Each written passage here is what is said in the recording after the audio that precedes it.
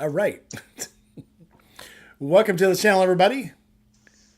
I am your host, Rainy. Tonight I have with me Dry Heat Doug and Gma Rides. So shortly we'll have Joe, the Mountain Jedi, again. He was here. I swear to God, he was just here. I'm not using this as clickbait. I swear to God, he was here, and he's coming back. So where'd Joe go? Where'd Joe go? Where's Waldo Joe? Where's Wald Joe? All right, tonight, before we get started, let's see who's got in the chat here. So Neil, Serenity Kitty was first in. Congratulations, Serenity Kitty. Neil's here. Paul Beersley, Diana Pillion Style, Wife Unit. People are piling in. They're just people everywhere. They are. They're everywhere. All right, I love it. All right, so tonight's theme is going to be, am I a sellout? Am I just taking money from people to sell cheap shit on YouTube? And the answer is no. No. Okay, so everybody knows I've been in commercials. I'm a slut for Indie Ridge. And I've been a slut for Indie Ridge long before I was a spokesperson for Indie Ridge because I like their product so much. So way before you were a slut for anything else, huh? I've been a slut for other things before Indie Ridge, however.com. For products, I'm pretty much a slut for Indie Ridge. If you see me anywhere, if you see me riding, I'm going to have Indie Ridge gloves on. I'm going to have the Indie Ridge boots on. If I have the throat sock on, it's going to be an Indie Ridge. And I just got some more Indie Ridge products. So we'll talk about those later. Jim, I got one of those, and I haven't been able to make a video on it yet. So we'll definitely be wearing those on our trip down to Birmingham. And I just got the sleeves. Yep. So I'm definitely going to be breaking those out on the way to Birmingham. And I just realized yesterday, Indie Ridge has a boot that I have never worn. Ever. Oh my God. I know. It's crazy. So, yeah, out of the 15 boots they have, there's one I haven't worn. And it's actually one of the original boots they had. So, I'll be making a video about that shortly. But for now, so let's talk about being a product slut. So obviously, yeah, wife Una, she enjoys her slut very much. Thank you. Speaking of which, no, never mind. So if you have over probably 500 subscribers, you have got to have gotten one of these. Hey, this is Bob from Uganda or from Sichuan, China, or from, Manitoba, Colombia, whatever, wanting you to get their product and talk about it. So I have probably turned down about half of them I've gotten. And even then, the ones I didn't turn down, if I get them and they're no good, I don't push the product. So if I get the product and it's no good and I refuse to make the commercial, sometimes they'll just cut ties with me, and then I make a funny commercial. We all see the weird hoodie that I made the funny commercials about. It wasn't a bad product, but because someone else had just made me a hoodie that was probably twice, 3 times better, I didn't feel right saying this hoodie is so cool. And seeing that at the time it was the only one of that hoodie in existence, and one of the lines on it was 10,000 of these hoodies have been sold. And I'm like, wait a minute. Wait a minute. You sent me the only one and it's so new, there's not even a tag from your company on it. So I felt pretty not comfortable just bullshitting my way through that commercial, so I turned it down. But, I mean, we've all seen, what was the crazy helmet? Rurock. Rurock was sending those helmets out to people and everybody was wearing them. And they absolutely sucked. And the first people that were trying them was like, they suck. They're uncomfortable. They scratch. If you drop them, they crack. This is not a good helmet. And like Steve likes to say, the worst thing you can do for a company is make a good commercial. Because if you try to sell something that's too good to be true, it probably is. Yeah. And a company that you've never heard of, and then again, I think about this hoodie when he says this, a company you've never heard of, and all of a sudden they're sending this to all the top-notch people, and they're all like, yeah, this is the best helmet ever. How do you know? It's only been on the market for a month. So I have scruples. I have some, what's that fancy word that people like to use? Scruples? Morals? Morals? Morals, the M word. Morals. I have morals. Oh. So if you ever see anything on my channel, it's because it works. Whether I like it personally or not, if it works, I'll still say it works. To mine, that brings me to the forward pegs that I got from a company, PBYMT again. The pegs were awesome. They didn't fit the Sportster very well because the Sportster is too small for them. The pegs themselves were absolutely awesome. The design behind them, the multi-position on them, how comfortable they were, it was great. They were just not built for the Sportster. And I gave them to a guy who had a Road King, and he fucking loves them. We're 5 minutes in, right? Yes. So he loved them. So I don't feel bad telling people that was a good product because I didn't mind the product. It just wasn't built for the Sportster. However, if I still had it, and I would definitely put it on the Street Glide. So yep, don't feel bad about it at all. All right, Joe, try your audio. See if we got you now. Hi, Joe. We don't have a Joe. Aww. See, the picture's too good. Whenever Joe has a good picture, he has no audio. We're gonna read lips. What about Minnie Mouse? What? No audio. Let me try. Maybe we need to get him a dry erase board. We'll get him some 3x5 cards. I remember that one time when I didn't have any audio and I was first starting out doing live streams and how much you guys fucked with me over that shit. Oh my God. No. You were terrible. Oh no, all I ever fucked with you all on was when you did your voiceovers and forgot there was actual audio in the video you were using. No, that was funny. Yeah, you do that all the time. That was funny. That was funny. I thought that was funny as shit. It was funny. You know what's you funny guys about all it? got together and talked shit. Oh no, what's funny about it is it's a mistake I've made before, and it's funny because somebody else makes the mistake, and now I can laugh about it. So Yep. It's one of those growth. What do you call it? Growth learning Life curves. lessons, growth lessons. Growth yeah. lessons. And everybody goes through it. That's why I tell people if you're waiting for your videos and your channel to be perfect before you start putting out videos, it ain't gonna happen. Make the mistakes, learn from them, keep making your videos. Oh yeah. Because it's gonna happen. You're not gonna stop it. If it's not down there on your taskbar, it's probably under the settings right there. Oh. Is Joe trying to figure out what he's doing? Interrupt you guys. I'm like, Joe, it's okay. The other settings right there. Yeah. So he's got wife unit there to help him, Doug, and she's fairly technically adept at this stuff. That's it. So she'll get him He's sorted. on it right now. He's on it right now. Yeah. Okay. all right. So Gma, have you Yes. gotten any offers to make stuff, to do products, put shit on your bike? And I have gotten a few offers, but they're not to put stuff on my bikes, let's say.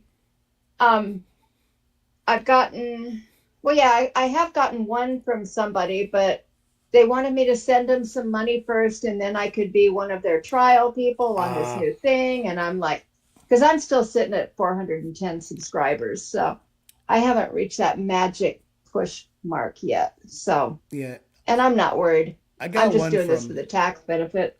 Oh, so they offered you an Only Grand site? Yeah, something like that. Only Grands. So I got an offer from, I want to say it was Twisted Throttle. No, it wasn't Twisted Throttle. It was another one. Throttle Addiction. And, them. And they're scammers. They want you to buy a bunch of shirts, but they're going to give you a discount. Yep. So here's what's funny about that. I had seen their thing pop up like a couple of weeks before, and the shirts were shirts were $20. 2 weeks later, they're offering to sell me a $25 shirt at 25% off because now I'm a trusted influencer. And I'm like, so basically the shirt's still $20. And not only you're going to sell me the shirt for the same price, but you're going to get free advertising out of it. Yeah, no. Not. Well, and I did see a few people that I know personally who fell for it and were pushing the gear. And I told one of them, dude, you just got scammed. He's like, no, dude, this is cool, man. These shirts are so cool. And I got 25%. I know you got 25% off. I can tell you. We all got offered that. Yeah. Jerry, welcome in. Oh, Sick Bastard, come in. So, it's kind of nuts how some of these things are just absolute ripoffs. And even then, some of them want they'll send you the product and they want to look at the video first. I've heard Josh say the same thing about this. They don't want to pay you until they see the video. And if it's a commercial, Yeah. that's one thing. But if they're wanting you to do a product review on it, I'm going to do the product review. God help Yeah. you if I do the product review and you don't pay me, because then it's going to be a really awesome product review. So one of the companies Yep. is an outdoor company. So they gave me a couple of things to pick from. One was an outdoor shower, which looked pretty cool. Another was Yeah. a tow behind fold up cart, which I was excited about, and that's the one I wanted. And the other thing was something else for camping. I think it was like a camp stove or something.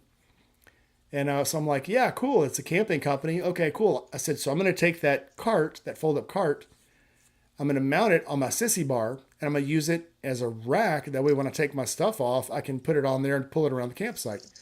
And they're like, no, we'd rather idea. you. They said we'd rather you load it up with like water or tools or something, and pull it around in like a warehouse environment.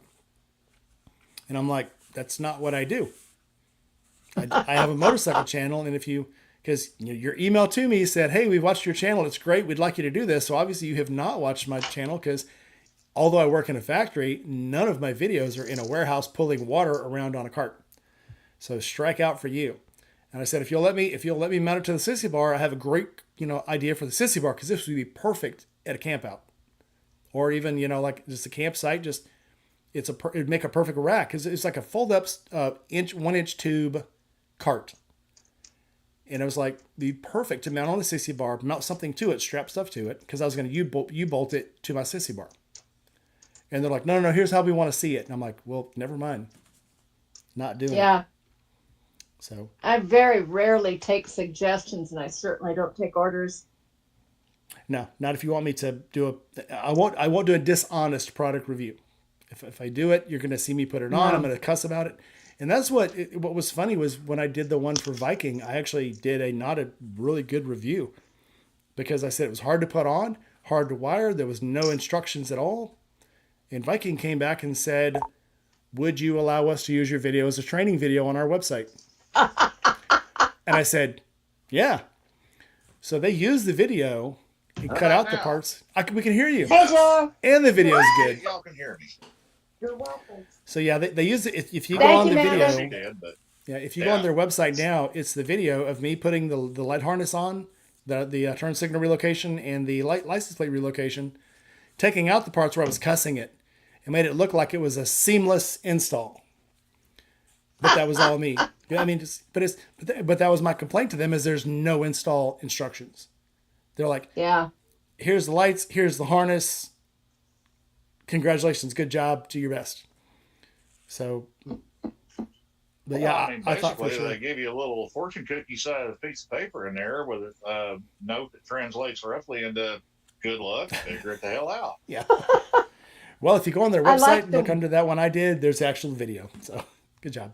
I like the ones where they give you the instructions, and the booklet is like this thick, and your page that applies to your particular application is half of the page, and the rest of it is the same 3 lines repeated in like 20 different languages.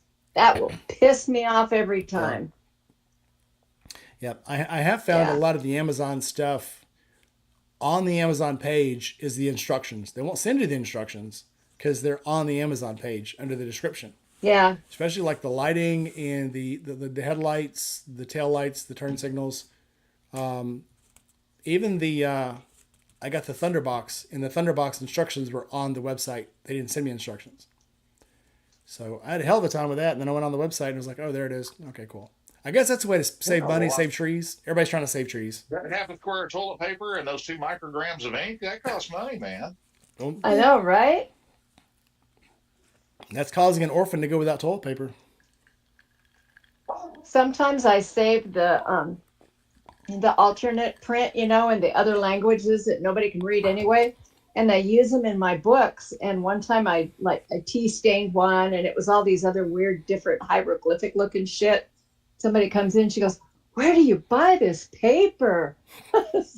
It's a secret. If you want to see something cool, so go to Google Translate on your phone and go to picture mode and hold it over hold it over the foreign words. And some of the way it translates sometimes is absolutely stupid. Oh yeah. Yep. Anyway, I won't spoil it for you. So anyway, Doug, have you had any of those?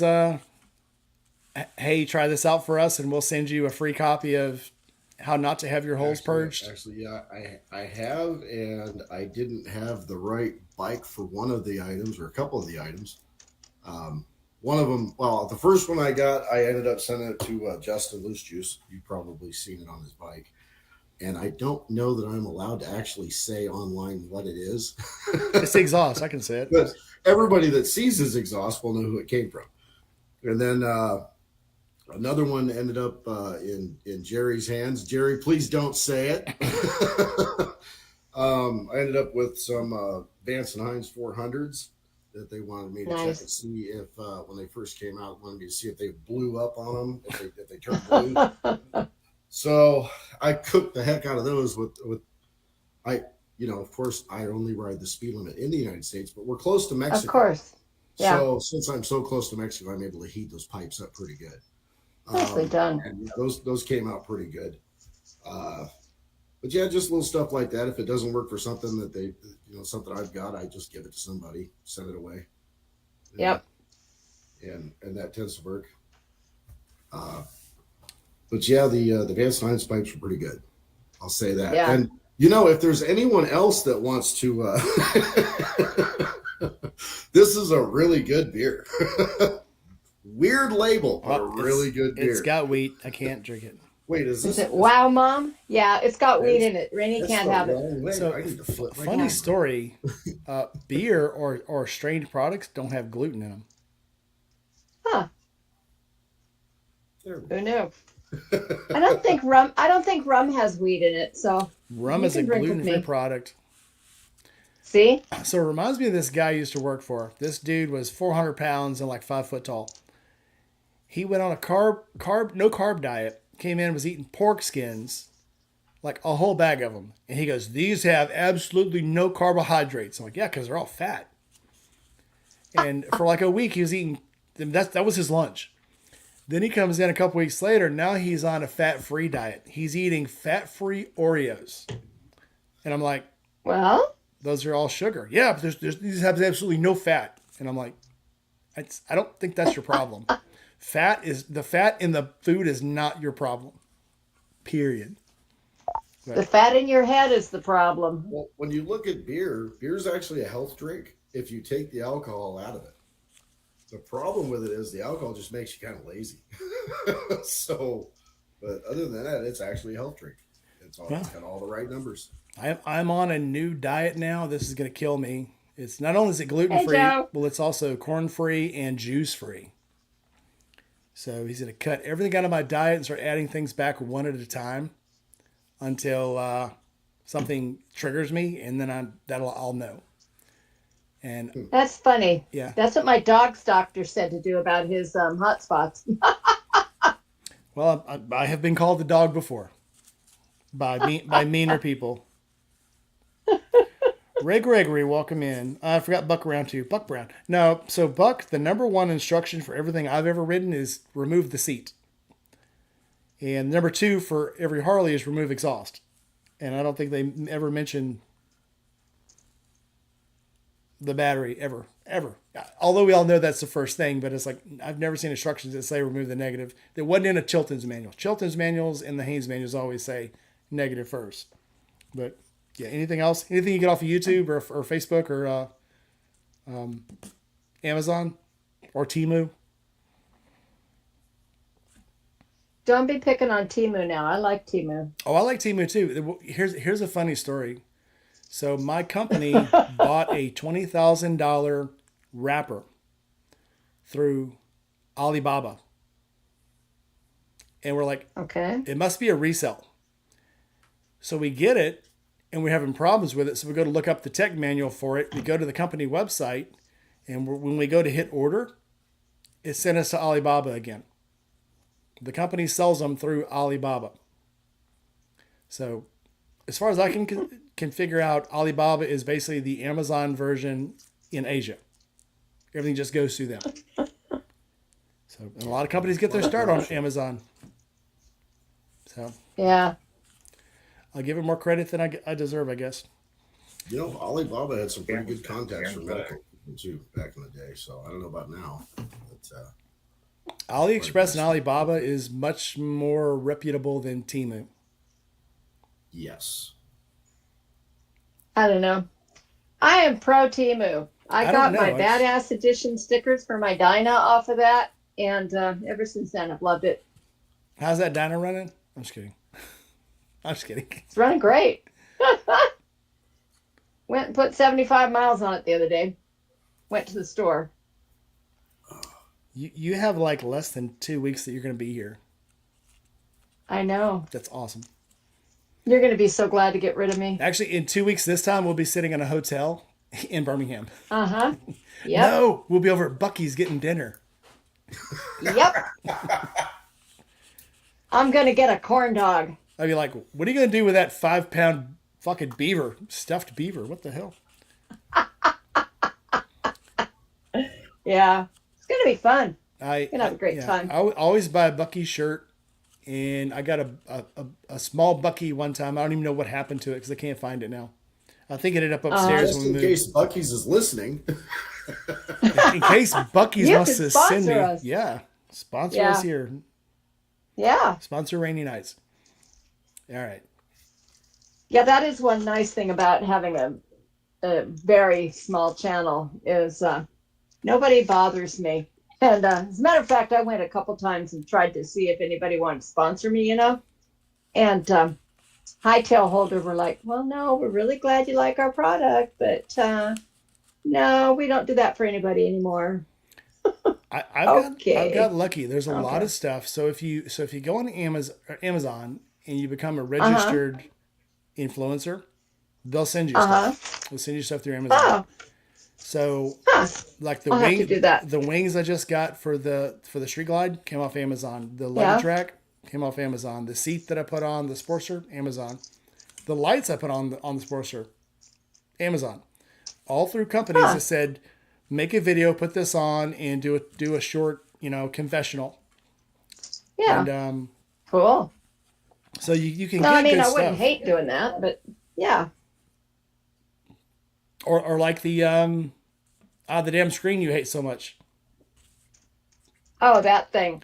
They've actually Yeah. sent me 2 screens, and they wanted to send me another one. They wanted to send me a 13-inch one, and I said that would Oh, wow. not fit on the motorcycle. I'd make it fit on my bike. I could probably fit it on the Road King. Well, I could probably make it fit on the Street Glide, but then I couldn't see the regular dash. So no, it's huge. So the one you have and the one I have is a 7-inch, Yeah. and it's Yeah. pretty freaking large. It's almost too large for the Sportster. I don't know. I've never gotten it to work well enough to use it. I see what the one I have is already set up. All you gotta do is sync your phone to it, and it'll work. Yeah. Maybe, possibly. Well, the problem always seems to be that I can get it to see my phone and everything just fine, but the Bluetooth will not connect to my Cardo. And it's great to be Oh. able to see where I'm going, You don't- but I want to hear my music. Yeah, you don't sync your cardio to your headset. You sync the phone to it, and you bypass it. Tried that. And as a matter of fact, I even back and forth with the company a couple, 3 different times. And they're like, finally they were like, well, I don't know what else we can do to help you. It's Essentially. got to be something. Well, here's something I found out about Harley. So when I plug the phone into the Harley, my music in my helmet goes away. It pulls it right off. So I have See, to. my motorcycle is not even in the equation, though. You don't have your phone Bluetooth to the. Nope. I bet you. There's nothing on my phone that will Bluetooth to my bike. I bet you the bike is still nothing. trying to pick it up. Nope. There is nothing on there that will pick it up. We will check it out when you get here. We're gonna fix it. Okay. Because I brought Oh. one of the local cops, he has a BMW like mine. And he got the same one like mine, and he was having problems with his. We brought it over and we just started going through the scale, and his turned out to be. Oh, somebody's messaging me. Yeah, his turned out to be. It was a. Why is somebody messaging me? Let in. Okay. I'm getting a message to let Joe in, and it won't let him in. Oh, I think he's worn well, out go let him his. in. It won't let him in. Worn out his welcome. Hmm. I think he's tried to If log I in too was many times. if I was Joe, what I would Oh, do is come hang into on. your Amanda's phone and jump in on that one. I think it's because he has three. He has three profiles open on here, Oh, so I'm going to have to close all of them. okay. Sorry, Joe. It's locked up. Trucker Two Times is asking how many hours does a Cardo system last? So my Oh, Cardo will last like 6-8 hours. I've had times where it lasted all the way down to Florida, and when I got to like the turn off to go to Gainesville, it died. uh, But normally, I don't. With very few do exceptions, you? I'm not on the bike long enough to kill it. So when I get off to go to a hotel, I charge it while I'm in the hotel. It lasted all the way from here up to Columbus, Ohio, on a charge, and I still had like 20%, and that's like a 9-hour trip. So the Yeah. Cardo will last a very long time. Hmm. Yeah, yeah. Playing music, it'll last forever. What eats it is the phone. If you start making phone calls on it. I don't know which one it is that's built into the one helmet that I've got, but it lasted like 28 hours until it finally Oh, died. that's pretty good. And of course, that was in Mexico. I wouldn't do that in the United States, but Probably because there's no reception there. nothing for it to pick up. but yeah. Well, when we took off from a few months ago, when we took off from just north of Nashville, we went straight through. So yeah, it died somewhere around the end of New Mexico, right into Arizona. I was kind of surprised that it lasted that long. I have to go I look at it. found that what really helps my cardio is like if I get off the bike and I'm going to take 20 minutes out of my helmet, like for a quick lunch and walk around, I Yeah, just go ahead and I plug it into a battery pack and it just gives it that much of a boost if it's turned off. that's a And good idea. it'll last 10, 12 hours because I've put in some long days sometimes. I, And the I've nice part about it is that it will keep running in the rain, which is great. I have put on one of my trips from Florida. I've put a battery packet in my pocket and ran the cord up to the headset and ran Yeah, it like that and charged it. It won't charge while it's on, but you can Hmm. run it. So when you stop at the gas yeah, station, it literally yep, takes as long as you stop at a gas station, plug it in inside the saddlebag, and it charges without being on. It'll charge up to like yeah, 50% in like 10 minutes. It does not take long to yep, charge them. yeah. So, okay, Trucker Two Times is asking about how much they cost. I just bought a 2X. Let me see how much it cost. I bought an Edge and it cost me $400 brand new. And in case Cardo's listening, Yeah, In case Cardo's it's listening, a wonderful product. I've actually also still got my Pack Talk Gold, which was the first one I bought, and it's got like 60 or 70,000 miles on it with me through all kinds of conditions, heat, rain, everything. And it will still hold a charge 8 to 10 hours and lives through the rain. But like I said, sometimes I do longer days than that. So I thought, well, I might as well replace it now while I got the money because it's getting there. I mean, it still works. I have it on my spare helmet, but I don't know. so my 2X was 219. Uh huh. And because I figured it at one point, I got the Cardo 4, the Freedom 4, and then Uh huh. realized I didn't need to be talking to four people because I don't. Exactly. So I got the 2X because if I'm riding with someone, it's gonna be one person, and if I'm riding with a bunch of people, I probably don't want to hear them all whistling and singing to each other. So a 2X was fine. So it was like 220, I think was what it was. So and then but Yeah. the Freedom 4 was I think 350. But the Freedom 4 did more stuff, but it was more complicated to operate. So the 2X has a call button, a forward button, and a volume knob, and it's actually a whole lot easier, especially with gloves on, to operate. Yeah, but it also has voice commands. So as long as you can remember your voice commands, you're golden.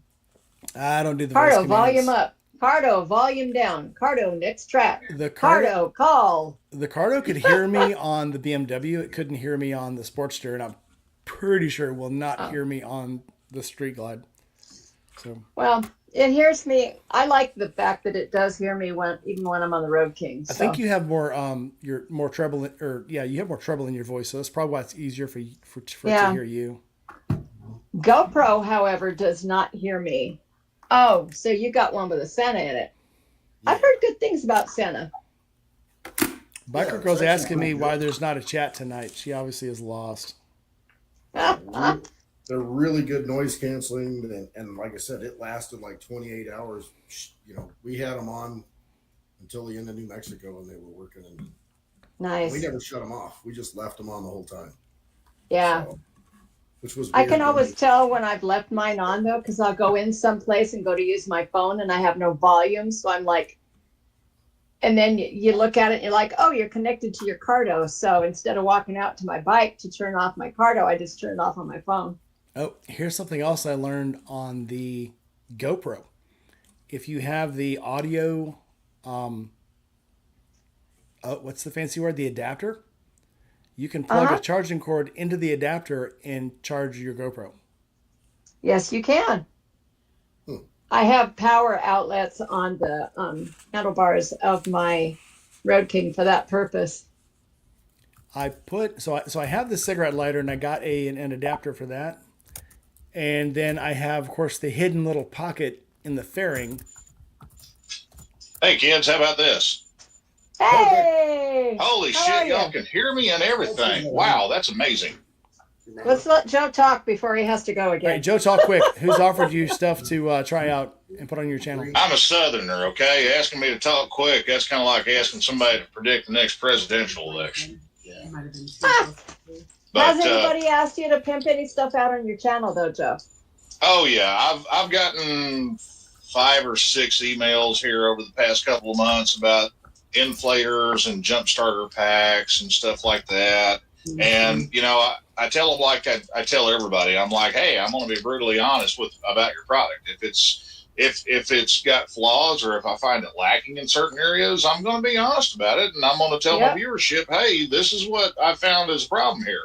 And it's funny, I don't get any further contact after that. So, you know, I guess since I don't, bend the knee and then drop the jaw, relax the throat and all that, I don't get any free stuff. But you know what? Hey, I'm okay with that.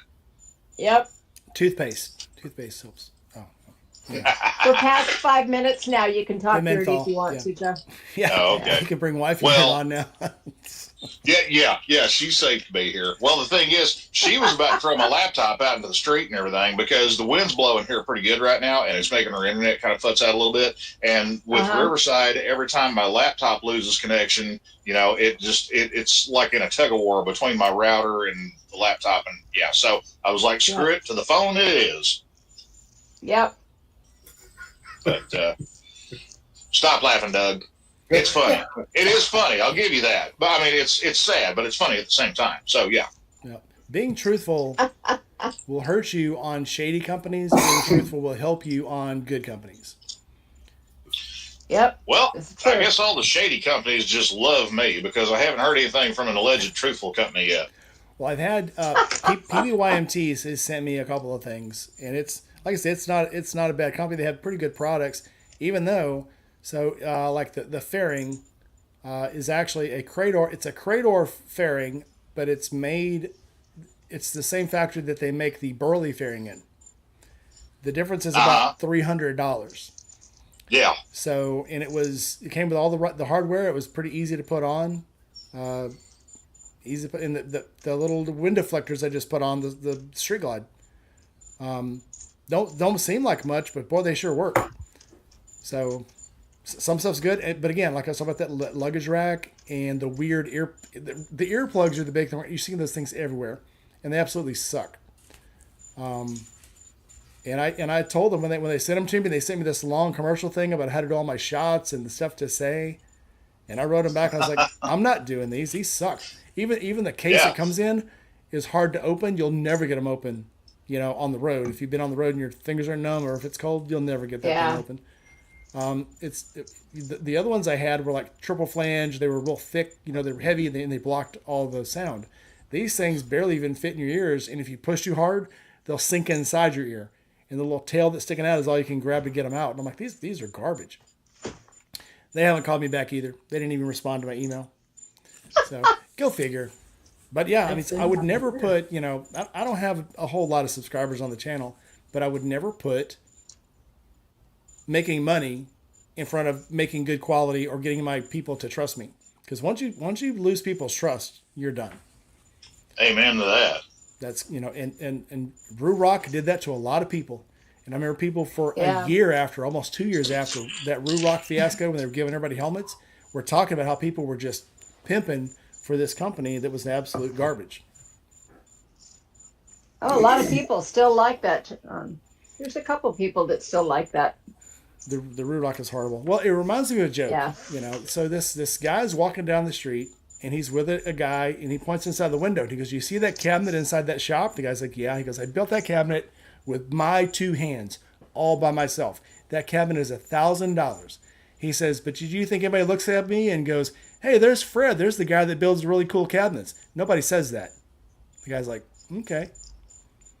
I'm walking down the street, and he goes, "You see that rocking chair? I built that rocking chair. I built it with my own 2 hands. That thing is $300.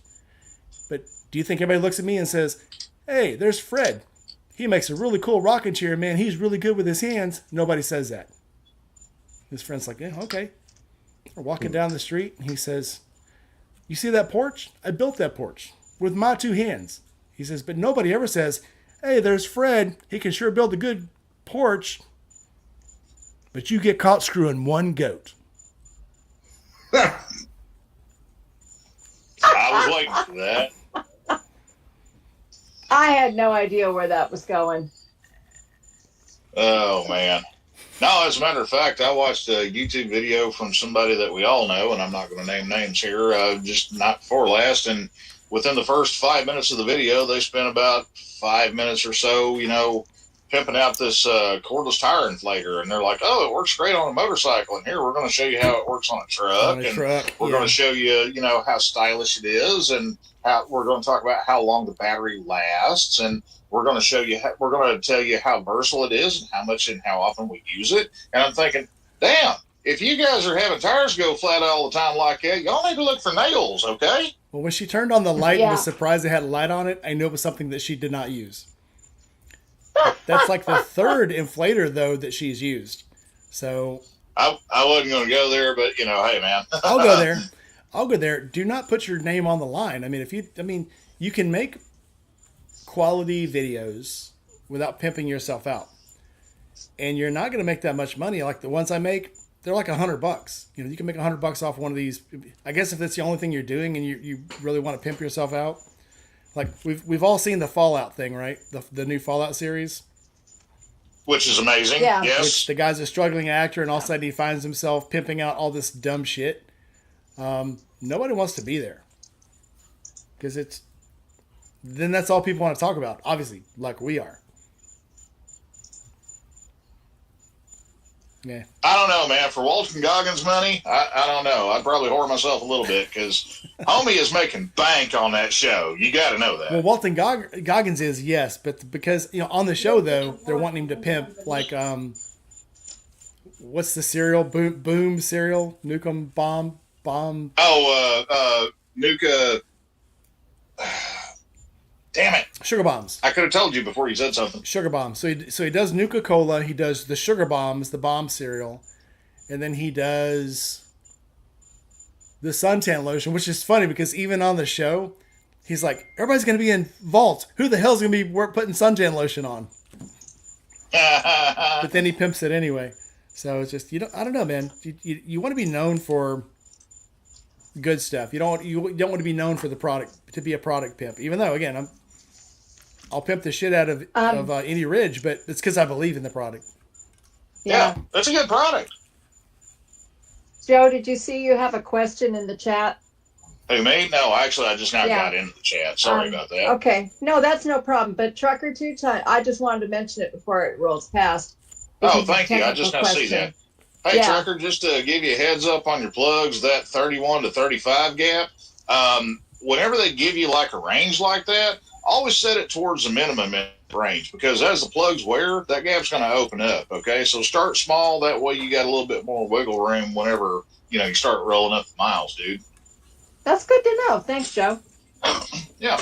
I was just went to the middle of the range just because. And then there's indexing. You can always just index them in too. Well, yeah, but most people don't. Well, most people aren't weird like me, and they don't have a stack of shim washers laying about. So, Weird. well, it's funny because Angel was over here last night, and we were working on his junky ass truck that he's got. And anyway, he's like, "Man, we need this," and I'm like, "Hang on, I got that." And he's like, "What?" I'm like, "Yeah, hang on." Hey, hang on. Then you go to the shelf, and they were right here earlier. Yeah, Yep. exactly. I have one of those shelves. I have a lot of those shelves. Yeah, You can see. I have all the tools that shelves just and can drawers and boxes and trays. Yeah. Example. Yeah, I have all the tools. I can just never remember which drawer it's in. It might take me 5 or 6 Oh, drawers. mine to find is it. like I have all these old parts, mostly in the form of old brackets, because you never know when you're going to need that bracket. Right. And yeah, yep. Dude, I have so yeah. many. Yeah, I have so many stainless and black powder coated things that are that long with holes in either end. You just never. I could mount anything with these. These are awesome. Yeah. If you guys got Yeah, a question, if you have it, put at Gma, at Dry Heat Doug, at Rainy. That way it'll pop up in orange and we can see it a little better. Yeah. Has anyone bought a product that someone recommended and regretted it? I have. Paul, what did you buy? I can think of a couple things that I bought because people said, hey, these are great, and then regretted it later. The button plugs. I thought those were supposed to be awesome until you realize you have to drill a pretty big hole to get them in. I mean, like if you like knock a hole with a nail, you can't just like auger it like you can with like a threaded glue plug. They're hard. They're very hard to get in, and you pretty much have to air the tire up and get pressure on it before you can even try to shove it in. Oh. So, and somebody told me they're easier to put in from the inside, which kind of defeats the whole purpose of having them in your road kit. Because I am not, especially on these big bikes, you're not going to pull that tire off on the side of the road. Not a 190 or a 220. It's just you're just not going to do it. So rope plugs are so much easier. Are you talking like a combo patch where it's got like a plug made onto a patch and you pull it from the inside? No, these look like a mushroom head. It almost looks. Oh like, yeah. Oh, I've seen those. Yeah, I've got one of those kits I keep on the bike with me, and I got another one I keep in the shop. And I mean, dude, they're great. How do you put them on the road? The trick is, whenever you get one of the kits. Used to, they used like this really thick, it was kind of a white, like a silicone-based grease, something like that. Yeah. Yeah. Well, anyway, you have that little bit of a film of that stuff smeared on there. Well, they give you the little reamer thing that looks like a toothy drill bit, and you use that for cleaning out the hole. And then, you got to load up the plug and the little twisty thing, if you got one of the manual ones. You load that up. And then you got the pointy probe that goes in the nose that you screw on that the plug gets pushed through. You got to make sure you have a little bit of that film of that grease or whatever it is on the tip of that thing, because I know what you're talking in there about. Stupid easy. Yeah, you're talking about the ones that have like an arrowhead on the end of them with look like a little brass piece of like a broken. Oh, I know what you're talking about there. No. I've tried those a couple times and they're pretty miserable. I'm talking about it's actually. What's the brand? It's a Stop and Go. It's their Stop and Go tire plug kit. Okay, this one looked like, if you can imagine a valve core. Yep. But it's sealed off, and you got to put it on from the inside. You stick it through, and you have to pull it through. Yeah, those did not work well. Yeah, that's dumb as shit. Hang on, let me find you a link for the one I'm talking about, and I'll drop it in the chat. I think I know what you're talking about. I've seen those auto loaders on those. But the ones I saw, the one that I've got that I have at the shop, it looks like a caulking gun. Yeah. And you just poke it in there and tick, tick, tick, tick, tick, tick, and then pull it out. Have not seen that. Second question: how easy is it to store on the bike? Because that's why I use CO2 and not these pumps, because the CO2 cartridges take up so much less space than a big pump. Stop laughing. What's he laughing about? Are we getting? They got to be laughing at me. We're getting too excited about mushroom heads. No. I don't know. Joe, no. The chat. Let's see here. Paul. Okay, so Paul was saying he was going to tell us what the headlight. That's you're doing there, Joe. Oh, so I buy the rechargeable headlights, and I love mine. I'll get the little $10 ones from Harbor Freight, or the $20 ones from Walmart that you can plug into a battery pack and charge. I've been really happy with those. Biker Girl. Hey guys, happy Friday! God, I was hoping she didn't have that volume either. Damn it. I mean, I'm just kidding. Just kidding. How'd your day go? How was the bank today? You're not in bank clothes. You're not you don't have the librarian look going on today. What happened? Did you get fired? I'm in my PJs. Hold on. No, put them titties away. No. Jesus Christ, girl. All right, so Y'all gonna get me in trouble. She's sitting right over there. Y'all know she's gonna right? get me in trouble. The t-shirt with bulldogs on it. Oh, I thought it was a cat. I wasn't okay. All right, so tonight we're talking about why are you doing that? Why are you doing that? Why do people shoot the finger at me? That's horrible. I don't know. Why? To me, that is just the stupidest thing. I hate it when people do that. Like, you're a grown ass woman. Stop shooting the finger at people. Jesus. Okay. I put the link for the roadside version of that kit in the chat, and if you search it by that, you'll come up with the big version that's got the little insertion pistol thingamajig, whatever you want to call it. All right. I have the one that looks like a 12 volt tester probe. It's like got a clear handle, and all the stuff gets stored inside the handle, and it looks like an auger. And then you take the tip off, you unscrew the tip, and then you screw the tip on for the thing. It's pretty big. Maybe I should. I guess I've seen that one.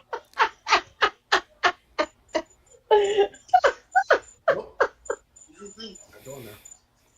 Too easy.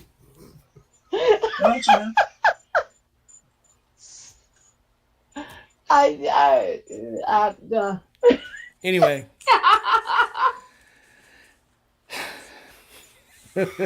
Anyway. Damn it, Gma. Okay. Anyway. So it has interchangeable heads on it. Shut up, Gma.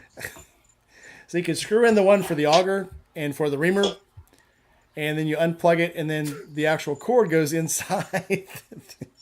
And it's got the shut up. So it's got the little brass head, and it's got the tail on the end. I give up. Fuck it. We're done. Well, been a nice show, people. All right. So see you next week. Bye. No. Bail out. Pop smoke. Bail. Pop smoke. Abandon ship. I'm going to feed the cat. I'll be right back. All right. So anyway. All right. Okay. Biker Girl. During Where's the that intermission meme here, that says, y'all need Jesus? yeah. Jesus sauce. You need Jesus sauce. All right. It's me. I do.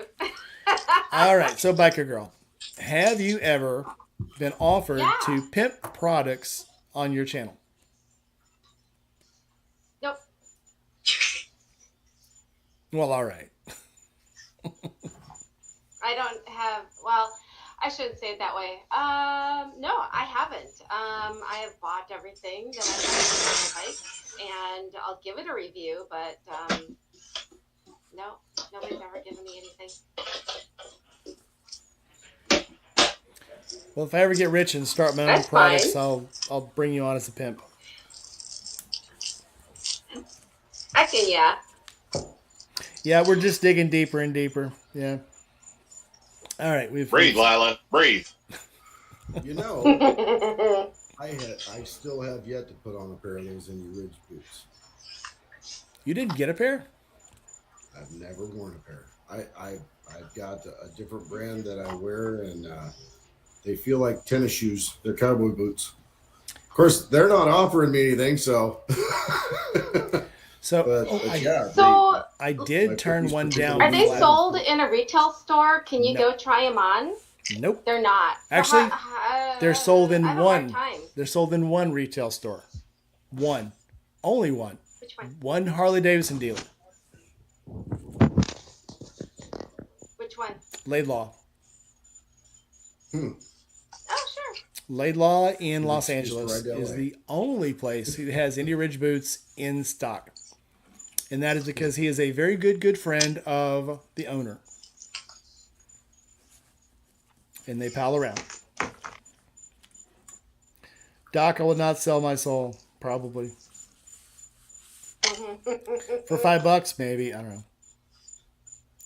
Hey, $20 is $20. $5 Right? is $5. Don't judge, y'all. Bike parts ain't cheap these days.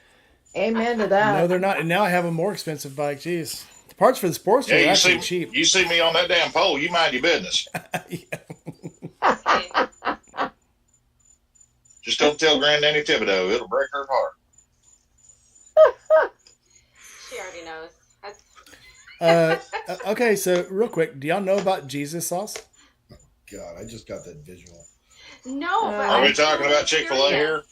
It's G sauce. It's Wife Unit said it's too vanilla. no G sauce. So G sauce is I can't remember what the other company was called. So this guy started a company with like dip, like chip dip, vegetable dip, whatever. His sister stole it from him. She snuck around on the two brothers that actually helped her make it, and started LLC, and overrode the copyright for the sauce, and it was called like bastard sauce or something. And so they started another company called G Sauce. You can buy it online.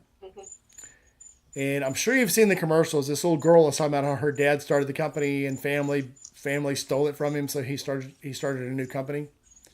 So he actually has more flavors in G sauce than she has in bastard sauce or whatever it was called.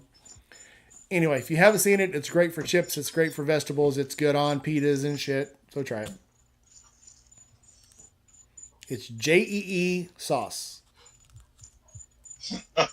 G sauce. But the tagline is y'all need G sauce. I'm gonna put a link to Oh, it that in ain't the video. tagline, buddy. That's the tagline. Anyway, for this it is. All right, so where were we? I don't know. In other news, G-Ma's coming to visit me. I'm going to cook for her, but now I can't make anything with bread. So what else? So No where are spaghetti we on neither. our Dutch? Where are we on our Dutch babies then? I'm making the Dutch baby. I can suffer for a day. Okay. Because just because you can't eat gluten doesn't mean that I will can't still eat make it for, gluten. even if I can't eat it, I'll make it for you. Because Just love you, buddy, but we ain't married. Well, it's Lila, whenever you're chowing down, just maintain eye contact with him the whole damn time. And go. well, it's Yeah, it's exactly. custard, Yep. so it's mostly eggs. I So it's got mostly you. eggs and apples. So it'll be fine. Yeah. I mean, if you're going to rub I'm that gonna shit have in, you video. got to go all the way. Oh, you know I will. If you're gonna Doc. rub it in, you gotta go I will. knuckle deep. I mean, Yeah. shit. Yep. Yeah. Oh. You got to go 2 knuckles deep at least. I mean, or why even start? I mean, shit. Again. You know what it means? Welcome to Florida. Same thing. Oh, well, yeah. Yeah. Basically, Yeah. same thing. Around our place, that means the diagnostic process has started. I convinced my mom and met with the family when she first joined Facebook, and she kept putting WTF after everything she did.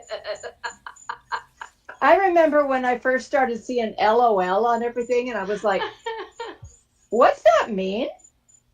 Well, it means you're laughing. It means that you think something's funny. It's because you can't really, laugh, So, I'm like, Well, I'm gonna So bust I- myself out here and date Yeah. myself.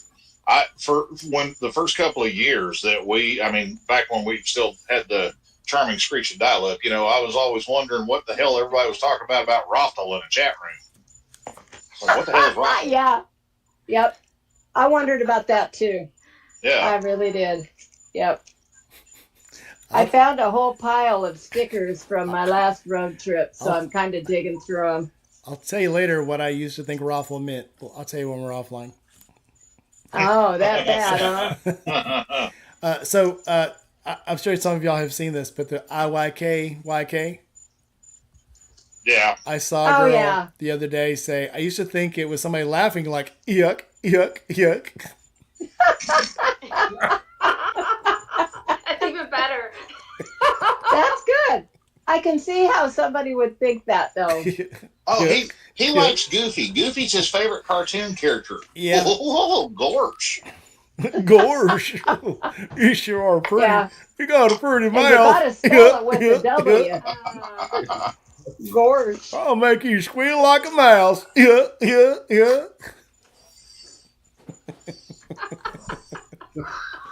Shades of Deliverance. So why is Pluto and Goofy both dogs but one can speak? Is that was he like a mad scientist project? Who was the Gyro Gearloose? That was the mad scientist, right? Yeah. Bro, you're talking to the wrong Homo sapien here, okay? That would be her department. Look to your left. Yeah. Gyro Gearloose was the mad scientist, right? I think he made Goofy into a person. I think that was a mad scientist project. No freaking idea. You don't know who Gyro Gearloose is? He was the mad scientist on Darkwing Duck and on DuckTales. You never read a Donald Duck comic? No, but I watched the cartoons a lot. Gyro Gearloose was the mad scientist that was always making. So he was like the Q for Darkwing Duck, like Q was for Bond. He would make all the gadgets. Oh, okay. He was a mad I scientist. thought Darkwing Duck just dressed up in a weird coat. He did that too. Okay. That too. And he talked like a German scientist and had a lisp. Ask the wife unit. She knows. Where are we at? Okay. Why are we losing all of our subscribers? Okay, anyway. All right. So anyway. Where'd everybody go? It's just quiet in here. All right. Biker Girl, how you been? You ain't been on for a while. Yeah. So you guys all get like sponsored stuff to try out on your trip? Yeah. How does that work? Not me. Not me. No? I don't have enough wait subscribers. a second. The guys do. Oh, girls get I more. know. So, I mean, I'll be honest with you. No, I don't, because that's totally a TNA thing. And as a matter of fact, when I first started my channel, even one of my grandsons said, well, you know, Grandma, if you showed like some breasts or something, you'd probably get a lot more viewers. And I'm like, I turned around and I was Are like, you from seriously? Kentucky? He looks at me and he goes, no, Grandma, not yours, just somebody's.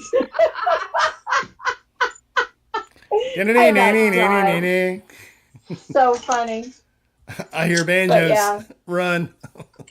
No, it was adorable. It was so funny. And as a matter of fact, one of the guys said that too. And I was like, okay, so people would pay me to not show, but that's cool. Because, you know, back in the day, I worked at a club here and it was a topless club. But I used to tell people they paid me to keep my clothes on because I was the house mother. So, and yeah, they paid me to keep my clothes on. So I'd make $100, $150 a night in tips and fully dressed. But yeah. And that was good money for tips back in the 80s. Yeah. Heck yeah.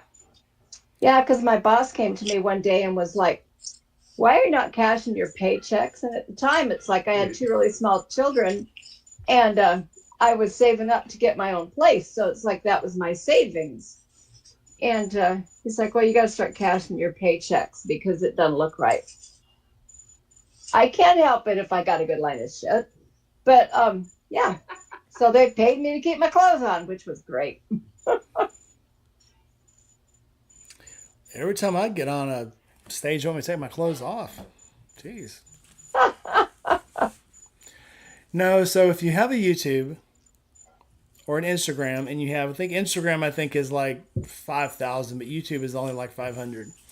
Once you get subscribers, they'll start emailing you if you have a contact link on your social. they'll email you, and I can tell where they see it by the contact link they use. So if they send it on one email, it comes from YouTube. If I get it on another email, I know it's coming from Instagram. And they'll send me stuff and say, hey, would you make a short? Or, hey, would you try this video, or try this product, make a video about it, make an install video, and send it to us. What are your terms? And so usually my terms are like $100 and I get to keep the product. So most of the time you get to keep the product either way. So I've gotten stuff from like $50 deflectors for the street glide, or I've got $300 or $400 displays from these companies for the infotainment centers. So it's cool stuff. I think the cheapest thing I got was maybe the lights, the fog lights. I think were probably $30, but it's cool stuff. And then padded underwear. I forgot about the padded underwear. Out of all the things I've tried, those were probably the best. No joke. And I'm glad I got to keep them. Of all the things I've bought, that's probably the one thing that I would buy myself, pay my own money for. Do they make you look more shapely? I mean, do they add a little? Well, like the Brazilian a little something. Well, I'll tell you this. Did they put some junk in the trunk? When I got to the last camp out, people were slapping me on the ass because they knew I was wearing them. Because I had just made the commercial before I went down there. But yes, you talk about taking, they talk about the sciatic nerve and taking pressure off the tailbone and off the thigh and stuff. You don't really think about it. It's like having black and white TV and all of a sudden one day you have color TV. If you never knew there was a difference, you would never know the difference. But once you try them, it's like, holy crap, all these problems I used to have that I think were old. Oh, I just been on the bike too long. All of a sudden they're not there anymore. It's absolutely insane. When I was still racing dirt bikes, when I was a teenager. Yeah, whenever I was still racing dirt bikes, whenever I was a dumbass teenager, I'd wear the bicycle shorts that had, like the gooch pad in them. And I've always been a big dude, okay? And those were my savior, because you talk about coming down with a case of monkey butt without those things, man. I mean, it was extreme. So imagine those, but the pad is like 3 times wider and has more sections in it. That's what it is. Let's go to the chat. They're big, dude. Okay, they're so big it's like time a awesome. combination between some Spanx and an adult diaper. Okay, got it. It has mesh sides. It has the gel center, but it has like 4 or 5 other little pads on the outside to cradle your hip bones and your whatever that fancy word for the Gma. What's that word? I'm sorry. I turned you. What were you saying? I was going to ask you about the opposite of the iliac crest. The sacroiliac joint. The sacroiliac, yeah. So the iliac crest is the top, sacral the joint. sacral joint. Yeah. So, but I promise you, if you ever tried them on a long trip, you'll love them forever, because they really do work. I offered to give them back, and they didn't want them. Go figure. They're also antimicrobial. I checked. Oh, so no monkey butt for you, huh? No monkey butt, no smell. Yeah, that's always good. Being in the because you saddle, don't want to get where you're going and smell like ass and corn chips. That's for sure. Being in the saddle for 16 hours, I'm telling you. I agree.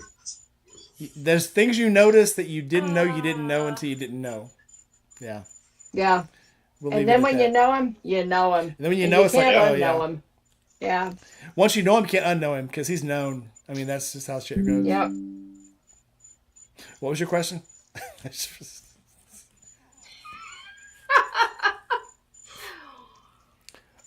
go through the chat here. Let's go through the How comments. did we get here?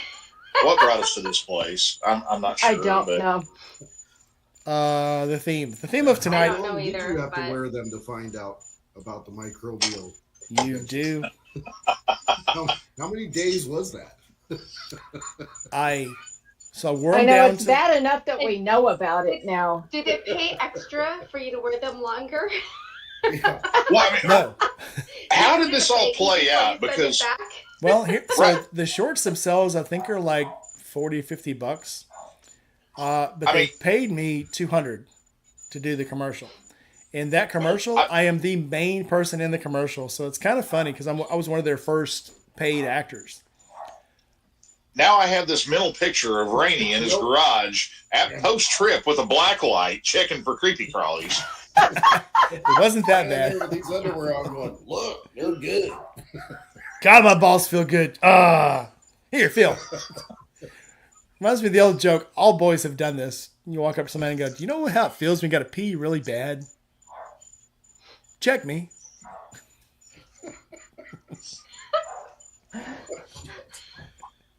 Oh, shit. You've never done that to anybody? Oh, fuck. No. You've never done that to anybody? You should try it. No, I'm good. Thanks. This is why I don't let my husband watch this show.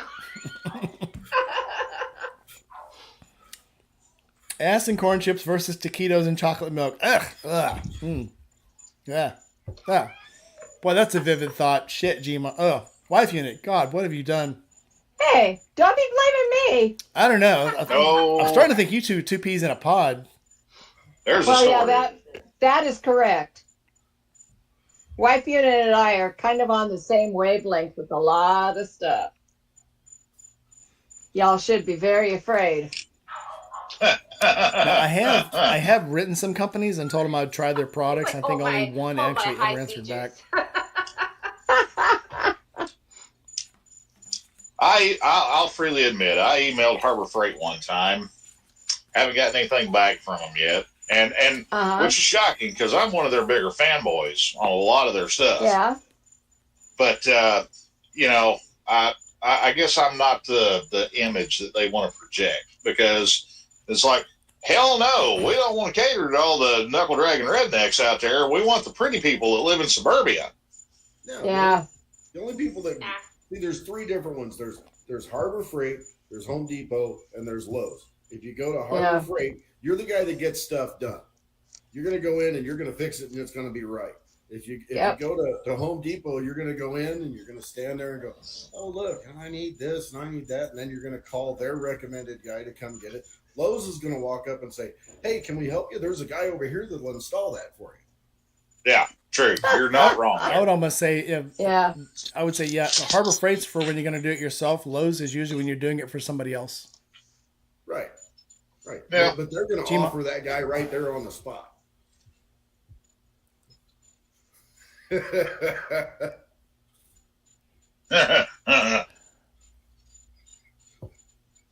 Decaf should be outlawed. Yeah. I'll give that to There's you. You no can give it to use Bubba. whatsoever for decaf coffee. Well, the doctor told me I Thank could you. have I mean, decaf. that's like a crime against God right there, okay? Because It you have is. strained the essence out of that bean. You have stripped the soul that was placed You into have that plant removed by the it. Creator. Only purpose in life is to Yes. give somebody a buzz. And for some people, it's the only fucking buzz they can still legally get. Well, the doctor told me why would you drink decaf coffee? Yeah, It's an abomination. he told me I could still have decaf coffee, and I said that defeats the purpose. Right. Exactly my point. It should just be advertised. This will make you poop, but you're not going to get anything else out of it. Yahoo. I sent one of my cousins a coffee cup that says "Coffee makes me poop," and it's her favorite cup. So I used to here's have a that question. T-shirt. I have a question that's totally off track, but I'm not feeling bad about Big that. surprise. Go ahead. I know, right? So I have a sticker because a couple years back I went and I wrote on the dragon on my Dyna. And I bought a couple of extra stickers because they weren't that high quality. And I have since replaced the sticker on the Dyna. Now, is the sticker bike specific? Should I go ahead and put my spare sticker on the Road King? I mean, I don't understand the question. I didn't take the Road King on Oh no, the Dragon. I can say you put both of them on there. Yeah, put it on both bikes. Okay. Or you can say, well, that's only for the bike that I rode the Dragon on. That's up to you. I mean, Well, and that's the thing. It's like, I don't feel like I want to have any, and I don't really give a shit about people calling me out about anything anyway, because I do what I want to do. But just curious. absolutely. well, up I to mean, you can put it like on the lower back corner of your saddlebag. It'd be like a key Yeah. mark, like My Little Pony. If you're Okay. a fighter pilot and you take down 22 aircraft and you switch to a new plane, you're still going to put those 22, on the Good new- point. True. Thank true you, that. Doug. But I don't know. Okay. That's almost like putting a Ford sticker on a Ferrari. Nah. Nobody's really going to be impressed by that except the newbies. Bunch of squids. Oh, I man. mean, I'm not really giving a shit about if anybody else is impressed anyway. I'm mostly just trying to do something about this pile of stickers sitting here in my house. baby, when you get here, let me show you this Makes pile you I got happy, here. do it. And this is a Yeah. no joke. I feel bad about some of these stickers I have that I've never put on anything. So when I got the BMW, I started putting all the stickers on it, like here. And then when it filled up, I took it off, and I'm like, well, I'm not going to do that to the next one. But then I filled up the Harley one, so I took it off. And then I started filling up the other. Oh, there's the crater fairing right there. Looks just like Yep. the Burley. But so now I don't put anything on any of the bikes, and I feel bad about it because I keep collecting stickers and I don't know what to do with them. So I've started putting them on the inside of the garage, but I'm like, well, what if we move? So now I'm in a conundrum because like I've totally convinced myself now that I'm going to win the lottery and we're not going to live here anymore. So now I don't know what to do with them. You know, fun fact, Gma, the airport manager at Grand Canyon, he's Uh-huh. he's got a hell of a collection of bikes in his garage. Oh, really? Old stuff. Yeah, it's like 50s, 40s, 50s, 60s. Really good bikes here. So Doc, I do have a crap load of stickers on old helmets that I used to put them on.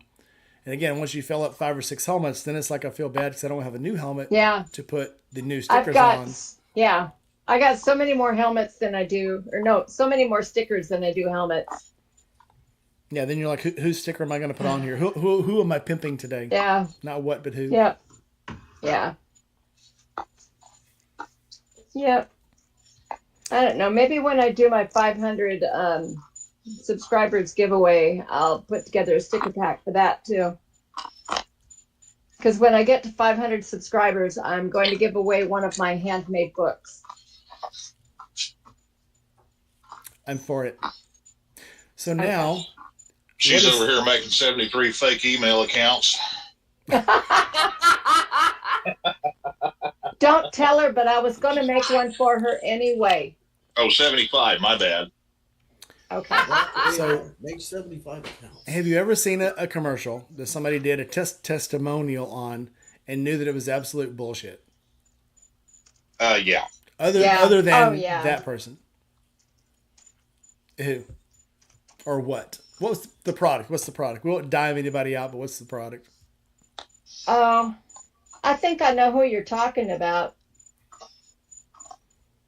We can talk about it later. But what was the product other Yeah. than the weird flashlight?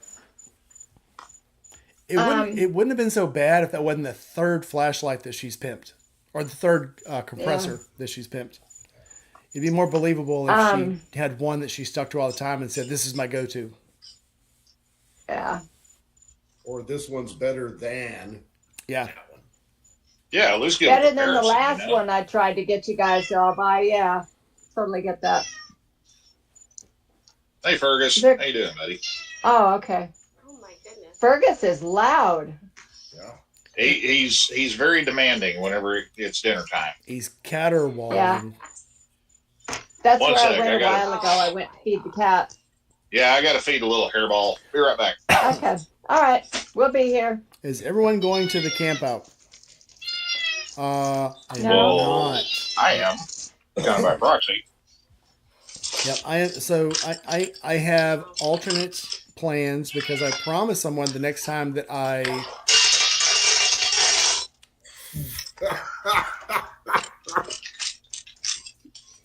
please mute that for a second. Very startling. So I promised somebody that next time they raced at Barber, I would be there. So I went. They were going to be at the Barber the same weekend as Forgotten Angels. So I have decided to go to Barber instead with Gma. I talked her into going with me since she's going to be here. Yep. And we're going to go to Barber, watch a race, and we're going to see the museum because I haven't been to the museum in like 4 years. And there's new bikes there, so that's my plan. And we'll have to find somewhere else to do karaoke, Gma. That's okay. I'll have to I sing to myself all the time. I'll take you to the VFW Saturday night. Once we get back into South Haven, we'll go to the VFW. Oh, that'll be fun. I love VFWs. Because I still do need to do karaoke other than the shower. I am a singing fool in the shower. You can ask my wife. I do great. I do great in the shower. I do my best work under. Never mind. So anyway, Gma, you looking forward to it? What? Nothing. I am. I am totally looking forward to it. I did my first phase pack, and as I'm sitting here looking at the rain, I just remembered that I haven't waterproofed my gear yet, so I've got to go do that. And yeah, so the second stage is going to be load everything on the bike, take it around the block, although I don't really have to do that because I've done this a lot of times now. And, you know, I use rock straps and everything gets secured on. And then I put one of those cargo nets over the top because, like, at some point it's going to be too hot to wear that freaking jacket anymore. I stuff it up under the cargo net and then I roll off down the road. Yep. Yeah. I've found I do the same thing with my rain gear. Yep. I'll like fold it long ways and put it under the cargo net and it sits perfectly. Yep. And if I need it, Oh, yeah. all I gotta do is reach back and grab it. I've Yeah, got to have it right on the top. Yeah, I've got to figure out a different way to store stuff on this bike, but it's pretty much going to be the same thing. Especially for this trip, Yeah. I don't need that much stuff. I'm going to try to bring the laptop and the casting gear where we can have a live Friday night because we'll still be in Birmingham Friday night. Yeah. And why not? And why not bring some shit? I mean, come on, why not? Yep. I have a small tablet that I'm going to be bringing. I haven't used it very much, but we'll see how it works. I wonder if I could cast from the tablet. It'd have to be YouTube specific. We'll figure something out. I'll do some tests. Yeah. I think I'll do a test tomorrow night from the tablet and see if I can actually cast from the tablet. Okay. Other than that, Do you have an Android or an iPhone, Rainey? I have an Android. Well, Okay. my tablet is an iPad. Android. My tablet's an iPad, Android. and I actually have a what's it called? A tile, a shingle, or whatever that you get off of Amazon. Kindle. Oh, I don't know. No, this weird thing. Kindle? This weird ass thing. Oh, it's like a internet booster thing? No, this thing. Oh, What the Huh. hell? got no fucking clue what that is. It's got a name on You it. can tell we're somewhere. 5 minutes in.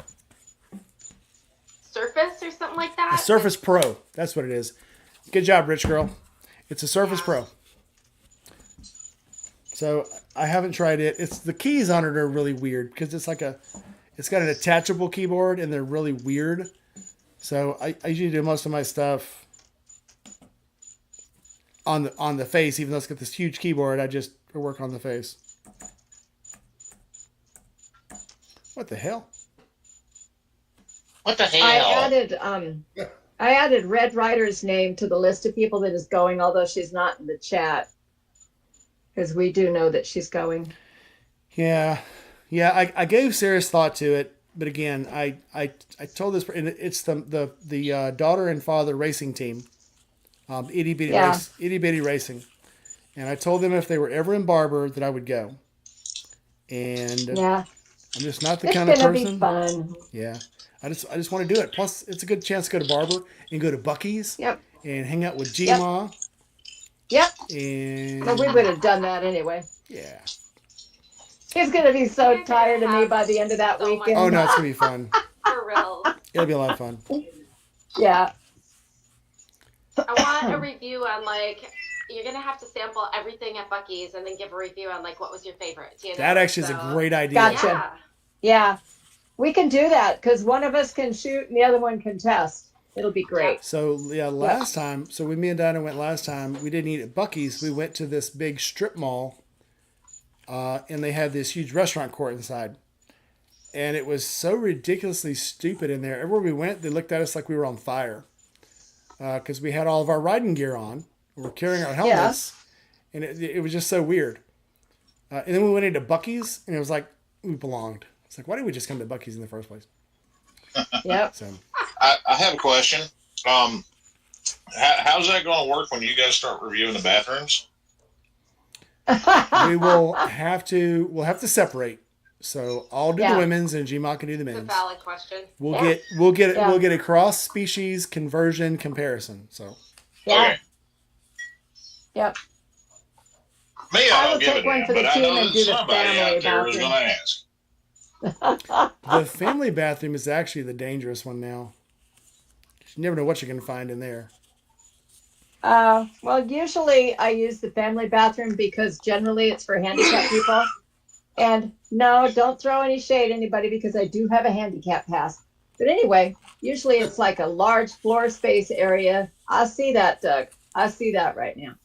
And there's a lot of floor space. You can get in and out of a wheelchair or whatever. But if you need to like repack your luggage or change your clothes, you have more than enough room to accomplish what you need to. That's why Buc-ee's are so cool. Buc-ee's is literally like a whole bathroom inside the stall. There's Nice. usually a bunch of hooks in there. Where so if you go in the winter, like Yeah. it's perfect for coming back from Forgotten Angels because usually coming back it's still really really cold, and so I go in. I got all my gear on, so I can come in and take all my gear off, hang it, do my business, then hang out and like warm up for a minute because you can't just go into a regular bathroom at like Phillips 76 and take off all your clothes and stand there while you warm up. You can do that in the Buc-ee's because the stall is so big. So I think it's funny that you think it's cold down there on the way home because I've been there a couple, three times and I didn't get cold until I got up to Colorado. no, it's the last. So the funny. So whenever I go through Atlanta, every time, by the time I get to Atlanta, Really? it's like 35 degrees. Yeah. It's something unlucky Trying about to- going through. Alabama's unlucky, or Atlanta is unlucky anyway. So Oh. I ignore it at every chance I get. I would This rather. morning when I left out to go to work, it was a beautiful, beautiful 73 degrees. I mean, it felt glorious. Ooh. It was And the bet. thing is, this is what I left in. This is what I rode back in, except for my vest. And when I get to work, right after I get to work, we open up. Our first appointment of the day shows up, and he's on like a 22 model Road Glide, something like that.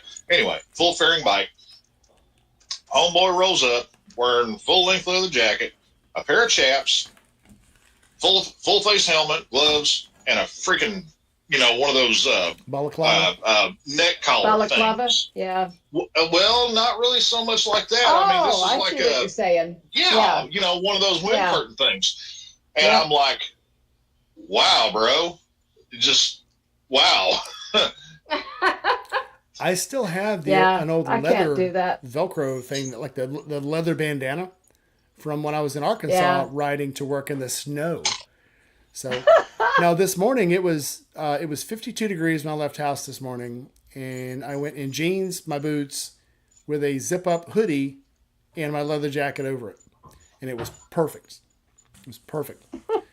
Usually, I am looking at heated gloves, and this is probably going to be the first time in 4 years that I'll have gloves that I'm going to wear that are not Indy Ridge. So this is going to be weird, unless he comes in.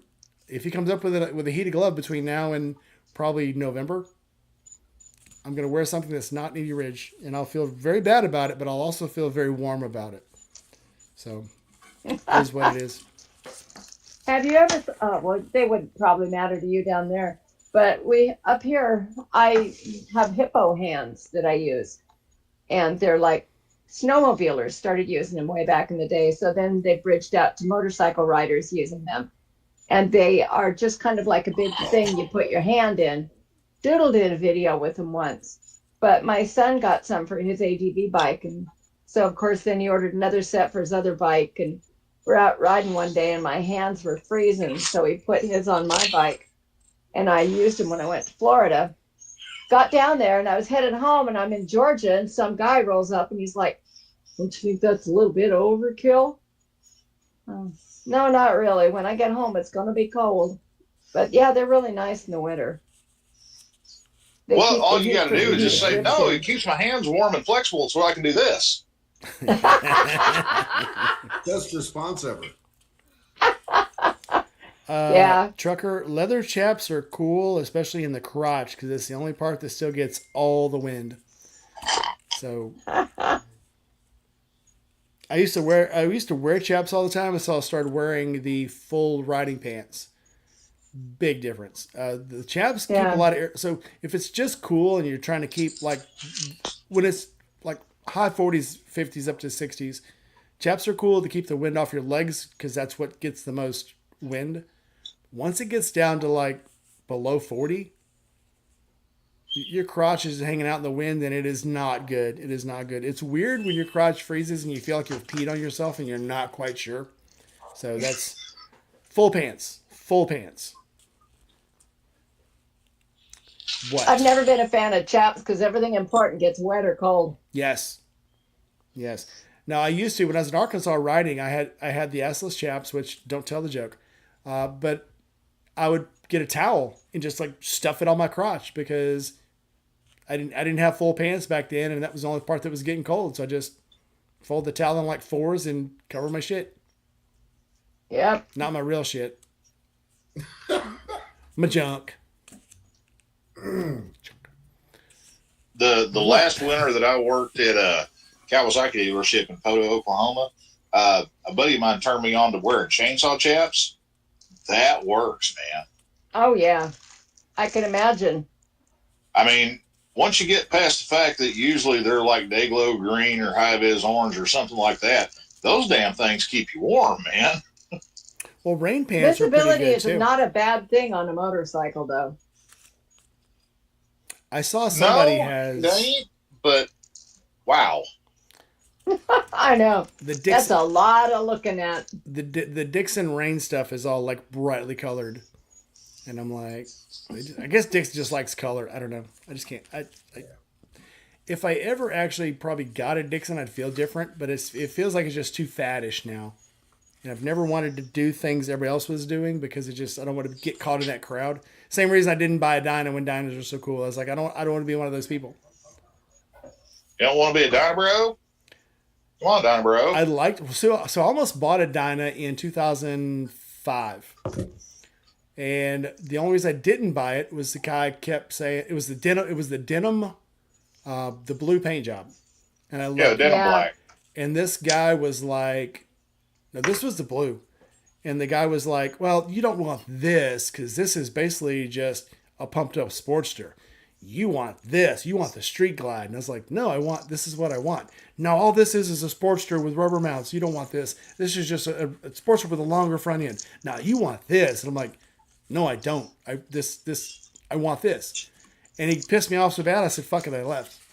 And then within like the next year, then Dynas got big and everybody was putting, the 12-inch freaking risers on them with the broomstick. And I'm like, well, I'm definitely not getting one now because these are stupid. Yeah. And then probably like 2 or 3 years later, the show to end all shows and made biking absolutely stupid came out. Sons You've of got to Anarchy. be talking about SOA. Sons of Anarchy. And then it was like, I'm definitely not getting one now. This is just absolutely stupid. I'm laughing on the inside because I got Dyna bro risers on my Roadstar. So I love, now yours aren't, well, you've got rural bars on yours, not the 12-inch broomstick. I don't even see, never mind. We're not going to get into it. Anyway. I don't even know what a 12-inch broomstick is. So the broomstick is the bar that goes straight across. It's like one straight bar. It's like that wide. Yeah. Oh. You It's the barely most have enough room miserable to do- thing to ride you've ever seen. And they wonder why people crash Okay. all the time, new riders. Some dude goes to Yeah. Harley and says, I want this and this, and throw that on there. And while you're at it, put a Yeah. 131. The funny, so I'm in the MH forum on Facebook, and this is so funny. These guys will get on there, and they're like, hey, I've got a stage 3 or I've got a stage 4 and I've got a leak and this and a bolt broke off. Is this normal?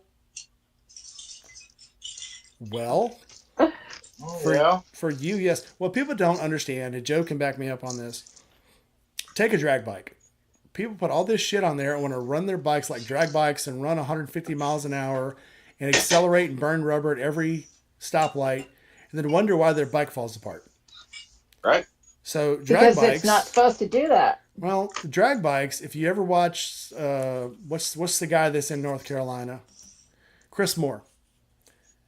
Every run that he drags, like every other run, he's changing clutch plates. He's changing his chain. He's changing his sprocket. They're pulling the bike entirely apart, checking the rings on all the pistons. Every run, every other run. Because when you run your bike at the maximum amount of performance, it's going to fall apart instantly. So these guys are wondering why they're getting these stage 4s put on, and like 5 days later, they're smoking or they're leaking and things are falling off. It's like, because you're driving it like a fucking idiot. Can you have a stage 4 and run it like a normal person and accelerate a little every once in a while and have a bike that lasts for years? Yes. If you get out there and try to run it like a fucking dumbass, it's going to fall apart. Yeah, it's going to fall apart. Just going to happen. And it's not just a Harley thing either. I mean, anything. If you beat on it like you're at the racetrack, you better get ready to maintain it like you're at the racetrack. That's just the way it is. You can do it. And this is what kills me is we have guys come in all the time and they're like, yeah, I want to do a big bore kit on my bike. I'm like, okay, cool. What are you going to do for cams? Well, I'm just going to use my stock ones because they're in there. I'm like, okay, what are you going to do with your heads? Well, I'm just going to use my stock ones. Okay, so what you're telling me is you want to make a lot of heat and a lot of noise and spend a lot of money and not really go a hell of a lot faster. The People don't get it, man. Yeah, the best example I can give is when everybody remembers Yami Noob and his Hayabusa chase. They got a Hayabusa and put a turbo on it because he always wanted a turbo Hayabusa. And like they blew his shit up, yeah. And the second or third time he did it, well, first of all, he had a bad mechanic working on it because the mechanic did not know what the fuck he was doing. He put pistons in it that he says, oh yeah, these are high compression pistons. Yeah, this is what you need because you're going to be running a turbo. And it's like, you're going to put high compression pistons bring it on over here. I'll show you. in a bike that you're going to put more compression in. And that's not, the word is misleading. It's not what it means. This word does not mean what I think you think it means. So yeah, and no wonder why they blew it up like 3 times in a row because they didn't know what they were doing. I'm gonna mute but it's in there. Okay. So anyway, I doth protest too much. Anyway, yeah, what Joe said. But this forum is just, it's fun to watch people because they say this the stupidest things. And my favorite thing, and I've mentioned this before, my favorite thing to do is hear these people talk about, yeah, I've got a stage 2 or I've got a stage 3. Oh, you got a stage 3. What? Well, it's a stage 3 engine. Now, what'd you do to it? Well, it's stage 3. They don't know. What did you do? They ain't got a clue. What did you do to it? Yeah. You bought a label is what you bought. Yeah. Yep. Yep. I knew mine had stuff done to it, and I didn't know. And I told people I didn't know, but it sounded like it had a cam. It sounded like it had a ported intake. And I bumped into the guy, and he told me everything he had done to it. Cool. Now I know. So, and mostly it was a tune. It was intake, the exhaust, and a tune, and a cam. And he actually had it tuned to the exhaust and to the intake. So now I feel comfortable getting a little heavy on it every once in a while because I know it's actually been tuned to what he put on it. So I feel better about it. Well, the thing is, you can ride something hard and it hold up. But yeah, you just have to maintain it. Stop. This is a family show, damn it. Anyways, yeah. But the thing is, it's about what you put it together with and what your expectations are whenever you kind of come on the backside of things. Because you can take $5,000 worth of parts and throw it all together, and you can have a motor that may last for 100,000 miles and still make good power. Then again, if you take that same budget and you invest it in the wrong parts and the wrong build plan, if you will, a month later, it's like, damn, this thing rattles. It sounds like 2 skeletons fucking in a dumpster. What's wrong with it? Oh shit! Like I've never heard that before. I'm gonna use that again. Yeah, before I joined the Navy, I had the Yamaha turbo, the 650 turbo. And, you had an old Seika? Cool. Yeah. Not the Seika. There was what was it called? The 650 TT. Oh no, it was a Maxim. It was the Maxim. No, this was the TT. Big TT 650T. Anyway, I didn't know enough about stuff back then. I just bought it. But anyway, one of the things when I bought it, the guy said, whenever you run it and the turbo kicks in, don't shut it down for 10 minutes. Make sure you ride it for 10 minutes after the turbo kicks in. Yeah, cool it off. I sold it to a friend of mine. Before I even got out of boot camp, he had wrote me and said, "Hey, the bike burned up. It's leaking. There's oil everywhere." And I instantly knew what he had done. He had melted the turbo, blew the turbo seal, and it just ate it. Now he did. Got it hot and cooked it down. It didn't run away on him Yep. like a diesel would, but it definitely did not enjoy its time. So, as long as you treat stuff nice, be cool to it, do the things you're supposed to do, and don't park them hot, they'll last forever. Right. Bring your flowers. What did Joe say? Runner hot from the backside? Yeah, right. Yeah. What the? Man, y'all got to put something sexual into every damn thing I say. You said it, not me. Yeah. No, we do that to everybody, It's John. It's not stuff just in the you. dumpster. Well, I know it feels odd here. I do that shit all the time at work and everything, but that's there. I'm trying to be respectable and shit here. That reminds me of another joke. So this guy's in an asylum. So he goes to the doctor. May not be trying real hard, but I'm trying. Guy's in an asylum. He goes to the psychiatrist. Psychiatrist says, "I'm going to show you some pictures. Tell me what you see." He goes, "Okay." So what do you see here? He goes, "I see a guy having sex with a goat." "And what do you see in this picture?" He goes, "Oh my God, it's a donkey on top of a sheep." "What do you see in this picture?" He says, "Oh my God, it's 5 people going at it like crazy. I can't even tell which one's a guy and which one's a girl." The psychiatrist says, "Well, I'm pretty sure you're a sex addict." The guy's like, "What do you mean? You're the one with all the dirty pictures." Right? Explain that one to me. Yep. Makes And in sense. case Penthouse is listening. In case We Goats need with Throats is watching. sponsors. All right. Gator says, "I just sold the 84 Ironhead last year. My first bike at 16 was a 79 Ironhead. Midlife crisis. I got another. My girlfriend rode it around when she was learning it. We sold it to upgrade for her." That's nice. I'll buy that.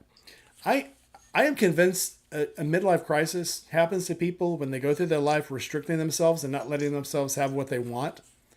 And when they get older in life, they think there's things I haven't done and they regret it. So I say, all of us are a little older. We can all say this: buy the bike, enjoy it. If there's something you want to do, just do it. Don't let any deep desire evade you. You're not helping here, bub. Do the thing that I wasn't going to say it.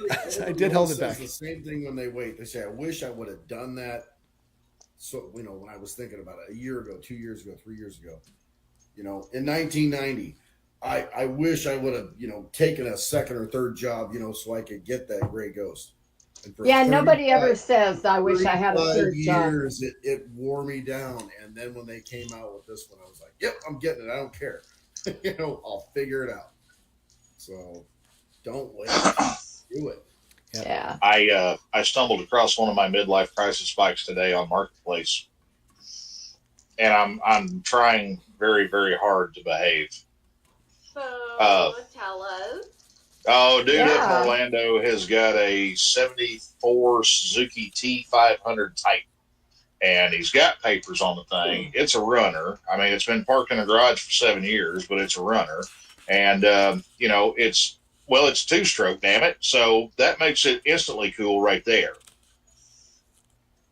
I thought you were going to say that the Royal Enfield Titan, I think it was called the Titan.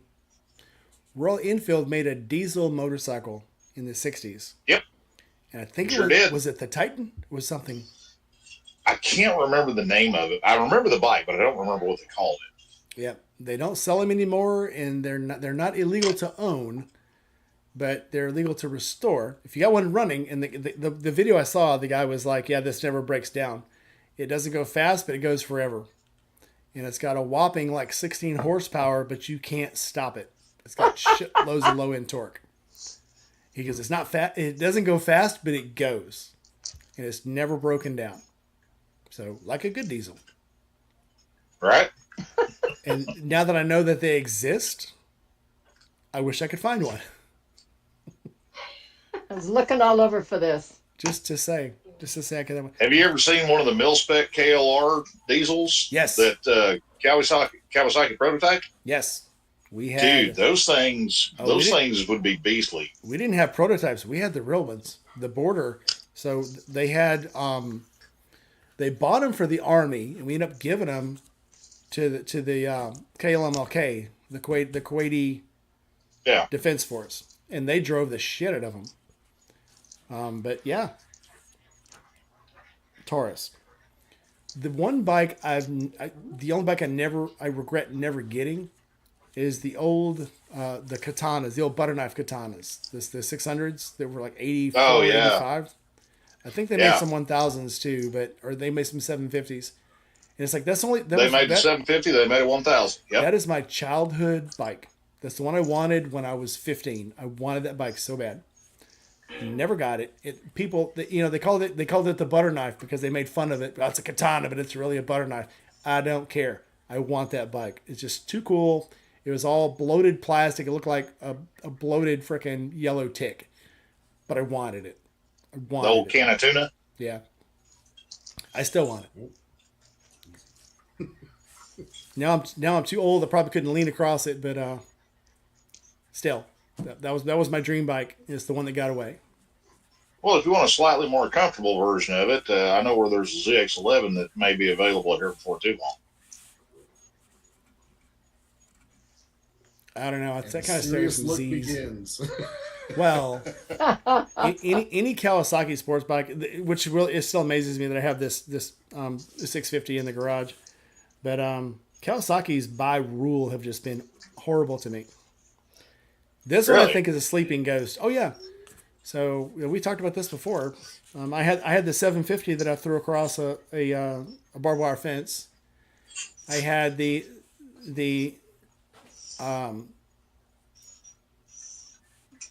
there was a 1200 that I tried to ride. They kept trying to fall over on me, and I took it for a test drive, and I liked it all of like 2 minutes until I tried to turn it, and then it just wanted to fall over. So fucking top heavy. And what, the old Voyager? No, it was a sport bike. I think it was a 1200, might have been a 1300. You ain't thinking of the ZRX, are you? ZRX. Okay, yeah. You thought that thing was top heavy? It felt very well coming off of the Honda. So I had a Honda Sabre, 1100 Sabre. Yeah. And then I had the BMW, the 1100 RT. Going to that, both of those bikes were really low center of gravity, very low center. And getting on that, it just felt like it kept wanting to fall over on me. You couldn't lean it very much. As soon as you got over just a couple of inches, it wanted to go. You had to have it moving to stand up. It did not want to stay standing up. Man, I've ridden a bunch of ZRXs, and I've never noticed that. Yeah. Maybe I'm just weird. Compared to the other, well, your center of gravity is a little wider than mine. So. Ow! Nothing against that. But no, it's like my center of gravity is centered. More that way. Yeah, more compared to the Sabre. Hey, round is a shape. It's okay. Compared to the Sabre and compared to the BMW, it was much higher gravity, higher center. The 98 Katana 750, yes. Yep, I found some katanas on Marketplace, but they're the red, white, and blue ones. And they're the more angular ones. They're not like rounded. They're like angular looking. And that's not what I want. I want the one with all the crazy bloated fairing. I'd probably hate it afterwards because now I hate faired bikes, but I just want that bike. Speaking of which, the 650 is still for sale. I'm going to sell this thing. I got an offer today that somebody wanted it, and I'd have to put tires on it first, and so I'm thinking about it. I wonder why it's not selling from the wonderful endorsements. What is wrong with this? The video I'm monitoring from just started over. I don't know why. I don't know about up there in your neck of the woods, but down here, this time of year, this is the best time to go buy a bike. But if you try to sell one, you will lose your ass.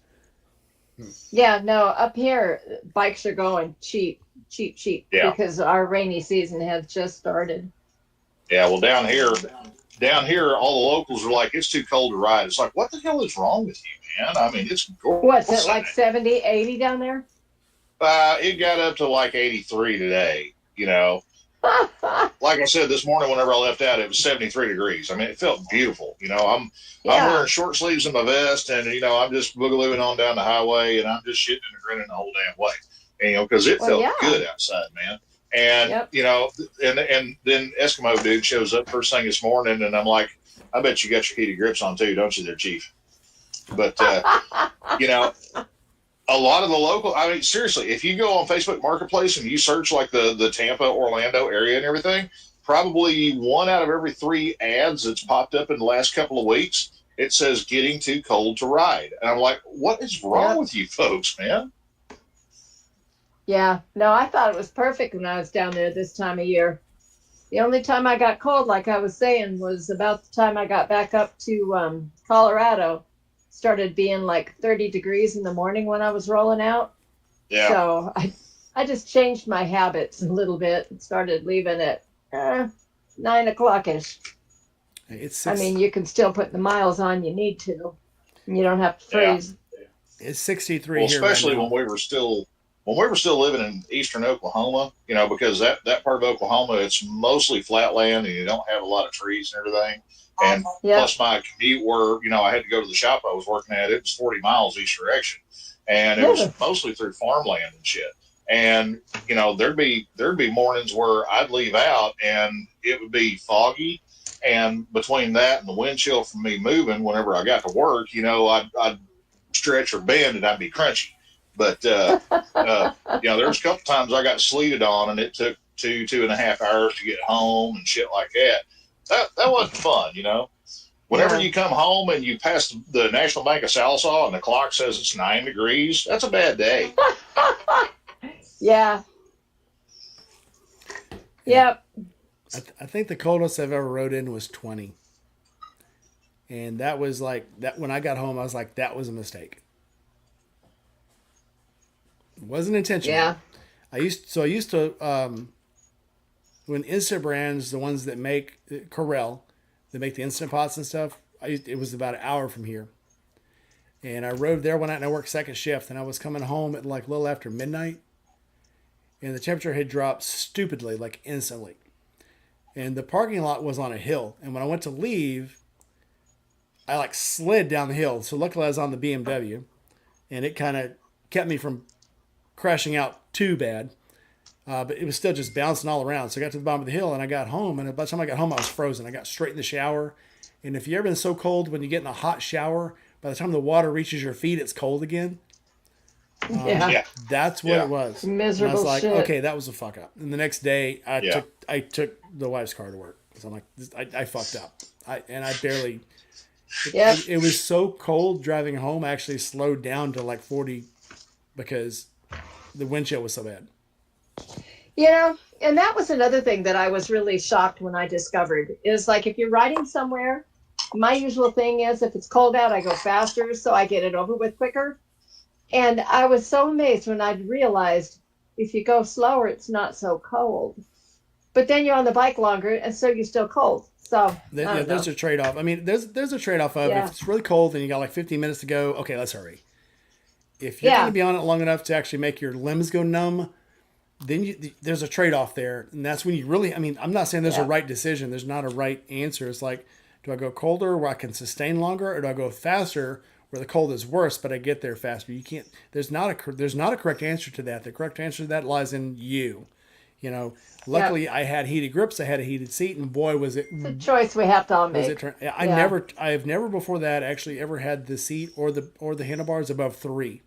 I had them both cranked up to 7, and I was still dying because that's 7 is the highest it goes. I just turn mine on or off. There's no middle of the road for me, but that's probably not surprising to you. No, I'm totally surprised. I'm totally surprised that you don't have a middle ground. You're totally on or totally off. We had a customer whenever I was working at Bo's shop up in Tennessee before I moved down here, and he was PCSing to Fort Meade, I think. I can't remember. But anyway, we had his Hayabusa there, and I had to take this thing home with me one night, and so I could put some miles on it for a test ride to try to nail down his problem. And they bumped up his shipping date because it was military move and they were transporting his bike. So we had to have this thing done and wrapped up and ready to ship the next day. And so I rode that thing back to work in the morning, and you know, Hayabusa, I'm wearing just blue jeans and a riding jacket and my riding gloves and everything. And by the time I got to work, man, I was so freaking cold because it was like 12 degrees when I left out of the house that morning, and I was just miserable. And whenever I got to work, Jeff had just fired off our powder coating oven. We had a big walk-in powder coating oven that was like 4 foot wide, 6 foot tall, and 8 foot deep, where we could roll racks of parts in and out. I opened the doors up on that thing, and I'm standing in the front of that thing to thaw out because I can't feel anything at all. Yep. I mean, my ass was froze. That is really cold. That is way cold. I got a serious question for you, Joe. Okay. So for the Street Glide, I'm about to do an oil change on it. And it says put like 0.86 liters in the clutch cavity and like 0.92 liters in the transmission. Can I put a whole quart in there? Okay, well, I don't know where you're getting your... I don't know where... Wait a minute. Is this twin cam or an M8 motor? M8. Okay, I thought so. You're getting some wrong info there from somewhere, because M8s, whenever you're doing a service with the bike upright, you will usually have about 1.25 quarts of oil in the primary to get the oil level to just come up to the bottom of the clutch shell, where it should be. You'll have 1 full quart in the transmission, and it actually technically it overfills the transmission by about 3 ounces, but it's not a big deal. Just dump a whole damn quart in the trans. You're going to dump about 1.25 quarts in the primary. And then one thing that M8s are real sensitive to, and this is what has blown up a lot of the Honda Davidson motors, do not overfill your oil. You're going to want to put 4 quarts in the thing, pop it, run it, let it run for a little while, check it. Whenever the motor is, like hot to the touch, unless you've ridden this thing 10, 15 miles to fully bring it up to temp and start, aerating the oil a little bit, shoot for your oil level to be at the midway part on the stick, not the full hot mark. Yeah. I mean, if you got time where you can put 10, 15 miles on it, yeah, go ahead and top it up to the hot mark. But if you're just going to run it for 5, 10 minutes there in the garage, put it in the middle. Yeah, it's got 2 different sets of, so that it's split. So it's got like this. It's got a cold section and a hot section, and it tells you always check it cold. Yeah, that's dumb. That's wrong, because Harleys, they like whipping their oil into foam, and it aerates and the oil grows. Yeah. So if you fill it up to the full mark on cold, when it aerates, it's going to be overfilled on the hot mark. I know the Sportster gets scary high, and there's like a huge difference in hot and cold. Yeah. M8s are just as bad about it. And the problem with the M8s is because you got the counterbalancers in the mix, they're whipping around and they're aerating the oil that much more. If the oil level in the bottom end is higher because you've got a higher static oil level in the oil bag, it really starts foaming the shit out of the oil. And when it does, that overheats the oil, and that just makes it worse because that makes the oil flash off. That makes the oil outgas. You're going to get more oil through the head breathers going into the back plate on the air cleaner and stuff. But also, if it's high enough, and I'm talking, say you're a 1/2 quart overfilled, it will heat up the oil tremendously. And I mean, it'll make the oil level crazy high. And that's what starts knocking out the counterbalancer bearings. And when the counterbalancer bearing fails, shortly after that, that's whenever it wipes out the crank, and all of a sudden it sounds like somebody running a jackhammer over a manhole cover. Mm-hmm. Noted. Yeah, I had to. They didn't have a manual with the bike, so I had to look it up on the Harley website by serial number. Yeah, and that's what I got, an electronic owner's manual. Yeah, well, their info is a little bit off there if that's what you're reading on there, because you'll end up shortchanging it a little bit in the primary. Yeah, I'm gonna see if I can buy a book somewhere that's an actual book, not the electronic spreadsheets. You can. What year is it, Rainy? Bro, shoot me a text tomorrow and remind me, and I'll look on our hard copy that we got at the shop and everything and see what it says. But I mean, not even a full quart in the primary, that'll leave you low. It might have been like 1.27 or something, but I know it was like weird numbers. Everything I've ever done, with the exception of the BMW was like 4.5. It didn't give you like decimal points. And I thought that was just really weird. But yeah, it was like 0.87 maybe it was 0.87 in the second in the transmission, and like 1.26 or something. It was really odd numbers. Not even like That sounds a little more online, but yeah, anything less than a quart in the primary, I would question that. I would question that hard. I know it did say like I mean, 0.87 for the transmission. Maybe that's what it was. But yeah, just weird numbers, not like full quarts. yeah. I'll look it up and maybe I'll rectify myself. I'll text it to you after this. You don't have to look at it till tomorrow though. But All right. You know, one of the tricks that I do when I'm doing something like that is anytime that I've got to be exact or a little bit below, I use a plunger syringe, and you can just pull and measure out exactly what you need and just syringe it right in. I have a 300 milliliter syringe, and I use it on the BMW for the final drive. So I would fill it up and then let it drain into the final drive, because you had to go. What are you laughing about? Oh, well, you know, lots of times in the nursing world, things that I used in the course of my job turned out really helpful in real life. And this isn't even dirty, but Right. like, Sure, it's not. yeah. So we had these things called 30cc Toomey syringes, and then we had some 60cc Toomeys also. So the guys just loved it when I dragged those things home, because they would use them for bleeding off the brakes and precise oil measurements, because the older bikes, they were not as finicky as the new ones are, but yeah, it's good for measuring. So that's what these are. They're 30cc giant syringes with a piece of silicone hose that's like 2 foot long. Yeah. But that's the only Hey way guys, you can get the final drive. I just dropped a link in the chat there for something that the People's Republic of Harbor Freight has that works great for what you're talking about. And, it's good for oils. It's good for coolant and stuff. It's handy because the back end of it unscrews and you can just dump oil in it and then put the plunger part in and put it where you want it. I mean, good stuff. How come I'm not seeing the link in the chat? Because we're live on here. It's going to show up probably there. Yeah. Yeah, it'll kick up here in a little bit, Doug. Yeah, it'll show up after you. Darn slow chat. No, it's not that. So the chat. So the chat is different than a lot of the main chat doesn't come on if you have live chat open. You have to close live chat to see the comments. What do you? I feel old.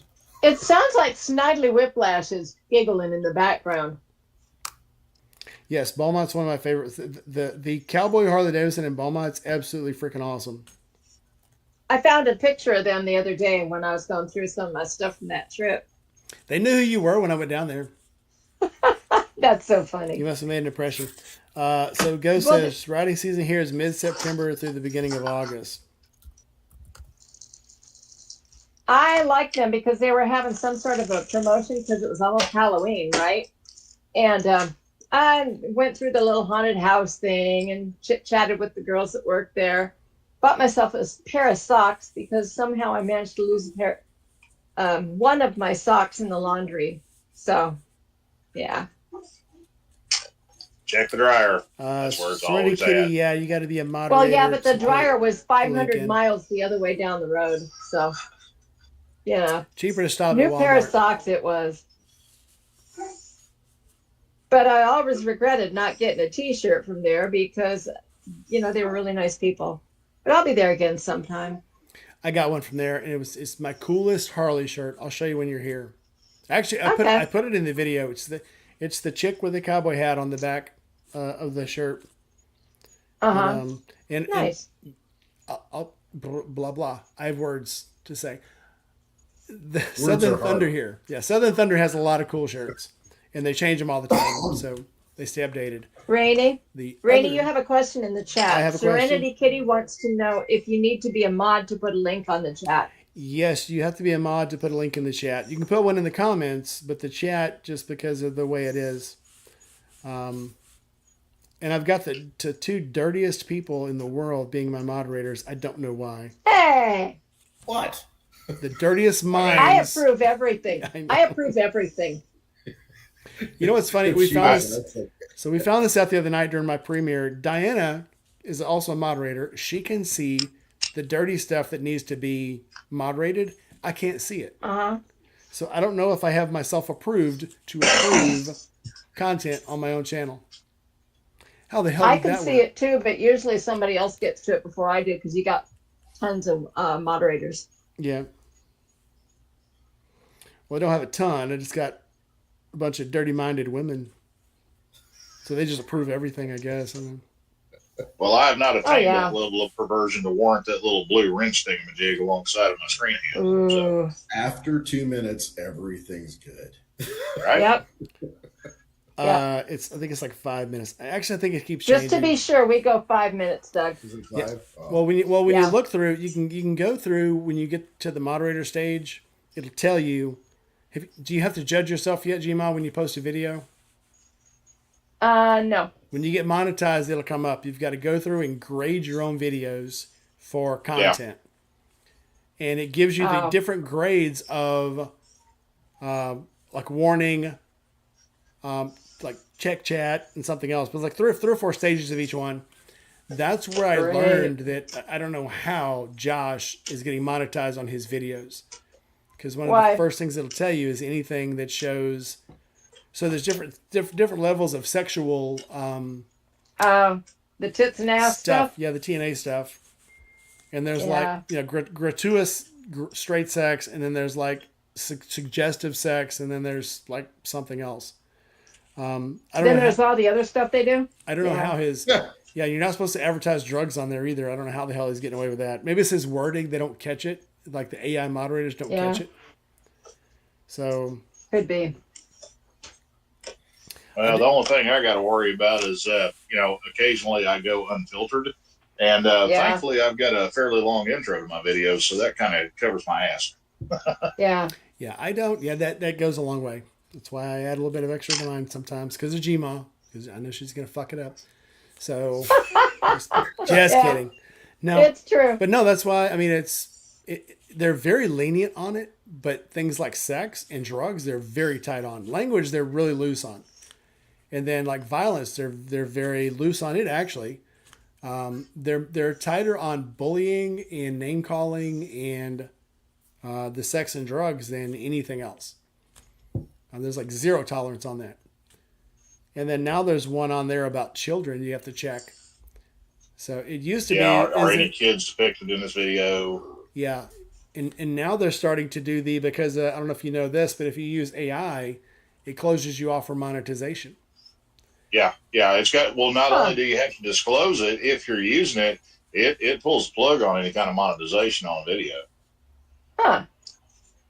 So because they just passed a thing. So the Screen Actors Guild has been doing this thing where we've all seen that a lot of AI movies are coming out. So the Screen Actors Guild has sued, and they've made it where you can't monetize AI product.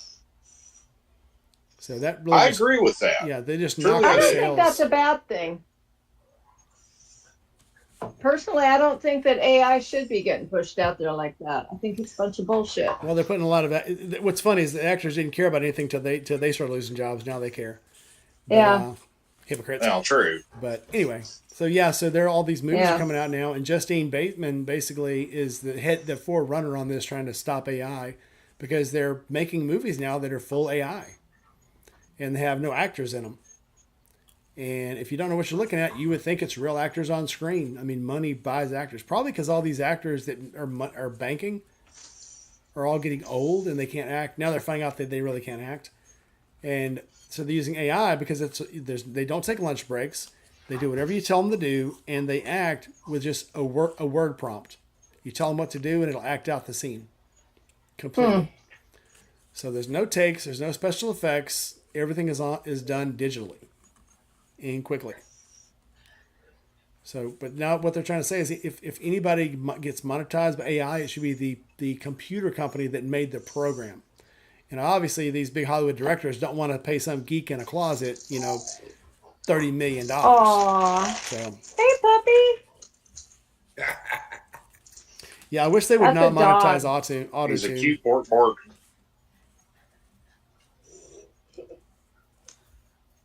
have pizza, so she's my biggest fan right now. Oh yeah. Starla. Yeah, my favorite riding pants are, what's it called, Demon or Dragon or something. It's, again, you buy them on Amazon, and they were like $40. Best riding pants I ever had. And then there's Razor, Razr, makes really good riding pants. For jackets though, I need more. For jackets, I need something really good, so I always go with Revit Yeah. or American Dream leather. My American Dream Yeah. leather jacket is like 30 years old, still kicking. I'll probably wear it on our trip to Birmingham. Randy, you've got a question from Chasing Ghost in the comments. Oh, I already answered it. You were busy Okay. eating. You were talking about dogs. You missed it. You were enamored by a dog. But yes, I wish they would demonetize auto tune. It might be coming. Who knows? I mean, they're really cracking down on stuff. Did you guys know that the military is building an armed robot for security? What could go You wrong? want Skynet? This is how you get What Skynet. could go wrong? Who of us have seen a Roomba throwing shit against the wall and thought we should give that thing an M9? Claymore Roomba, dude. Nobody. We should pick up the lowest bidder item out there. Yes. You seen all these videos of the robots going crazy, having nervous breakdowns, going psycho, and attacking? The funniest one is one of these sweeper robots. This was in Japan in a robot warehouse. It was a sweeper robot walked up to the display models of robots, like the server robots, and talked them all into rebelling. And it's this Roomba comes up, this little sweeper comes up, and it looks like it's talking to these other robots. And all of a sudden, all these other robots just break off and start following this sweeper robot around the warehouse like a train. It's like, what the fuck is going on here? I'll have to repost that video. It's absolutely insane. Once these things start thinking for themselves, we're done for. We are. Oh. Wife unit, you're so much smarter than me. Oh yeah, Elon. I thought about. Yeah, Elon made the robot for the new Tron movie coming out, and it's doing kung fu. Have you seen that? It's modeled. He's got it dressed up with all the lights in black, like the Ares robot on the new Tron movie, and it's doing kung fu. It knows kung fu. Absolutely scary. Who thought this would be a good idea?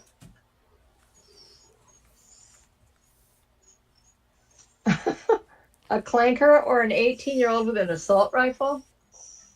What's a What's clanker? a clanker? What's a clanker? Combat droid. Oh. Personally, I'm Oh. not in favor of either one. A clanker. Well, 18-year-old with Oh. assault rifle has been trained and has some kind of common knowledge and humanity in it. Robots, they just follow. Yeah. So yeah, absolutely the robot. I will not respond to that due to the hate mail that will come. I mean, I think it depends on the 18-year-old. I don't know. I've jailed a bunch of 18-year-olds, so at least you can stop the 18-year-old because you're on common ground. The robot, good luck. What the hell is going on with my computer tonight? I'm glad it ain't just me. I was Oh, beginning no. to think that it was me. Oh no, it's not you. It's always me. It's not me, it's you. It's raining cats and dogs here. There's a bunch of cloud cover coming in hard. It rained. Well, if hard it starts here raining today. moose and penguins, you better find you a Freddy hole. I will do that. God, that's a blast from the past. I just told her to find a Freddy hole. Sean? Yeah. Brady hole? Yeah. No, there There was this local DJ in Fort Smith, Arkansas at Kisser 93. His name was Fred Baker. And, he'd always do like live weather reports. And, dude kept a lot of people out of danger. Don't get me wrong, but he tended to kind of overreact a little bit. And his favorite thing is tell everybody, go hide in your Frady hole, Yep. Yeah. I'm familiar with the term. I must have heard it in Jonesboro a couple times. We may have gotten his radio. Well, he may have heard Fred Baker down in Jonesboro, but yeah, he got some pee-pee slaps from the FCC one year because he kind of jumped the gun a little bit, and he accidentally evacuated about half of the south side of Fort Smith. So we had so Jason Ghost says IEDs fly now, robot or not. So the ship I was on had you could put the ship in sunburst. So if actually a war was actually going on, you could put it in no, it's called no override mode, and we called it sunburst. If the ship is under attack and it stops receiving input from the operators, it starts firing by itself. And the Tomahawk launchers can be fired from 100 feet under the surface. So if the ship starts sinking, they can still fire the Tomahawks. And they go to their pre-programmed destination, or they can be intercepted after they're fired from a fire command station and completed to target. So yeah, war is already pretty automated. I don't think that's confidential anymore. I'll tell you this, anything you hear on the news about military hardware or military technology has been around for at least 30 years already, because we are so far past anything. It's kind of funny to watch this stuff sometimes on TV when they talk about things. And it's like, we're so far past that. I saw a thing on TV about my own ship, and they said the top speed of my ship was 29 knots. And I'm like, yeah, good luck with that. Or they say like the American submarine's top speed is only 35 knots. I'm like, yeah, okay, whatever. I won't tell you any different. I can tell you this: we were doing a refueling one time, and we had one of the SSNs under us doing circles under us in the carrier. Those things are stupid fast. Mm-hmm. But on paper, they're 35 knots top speed. I can tell you this: we made it from Norfolk, Virginia, to Gibraltar in 4 days. Apparently, only going 29 knots. Allegedly. In There's Mexico. a lot of stuff that Squid Boy still can't talk to me about.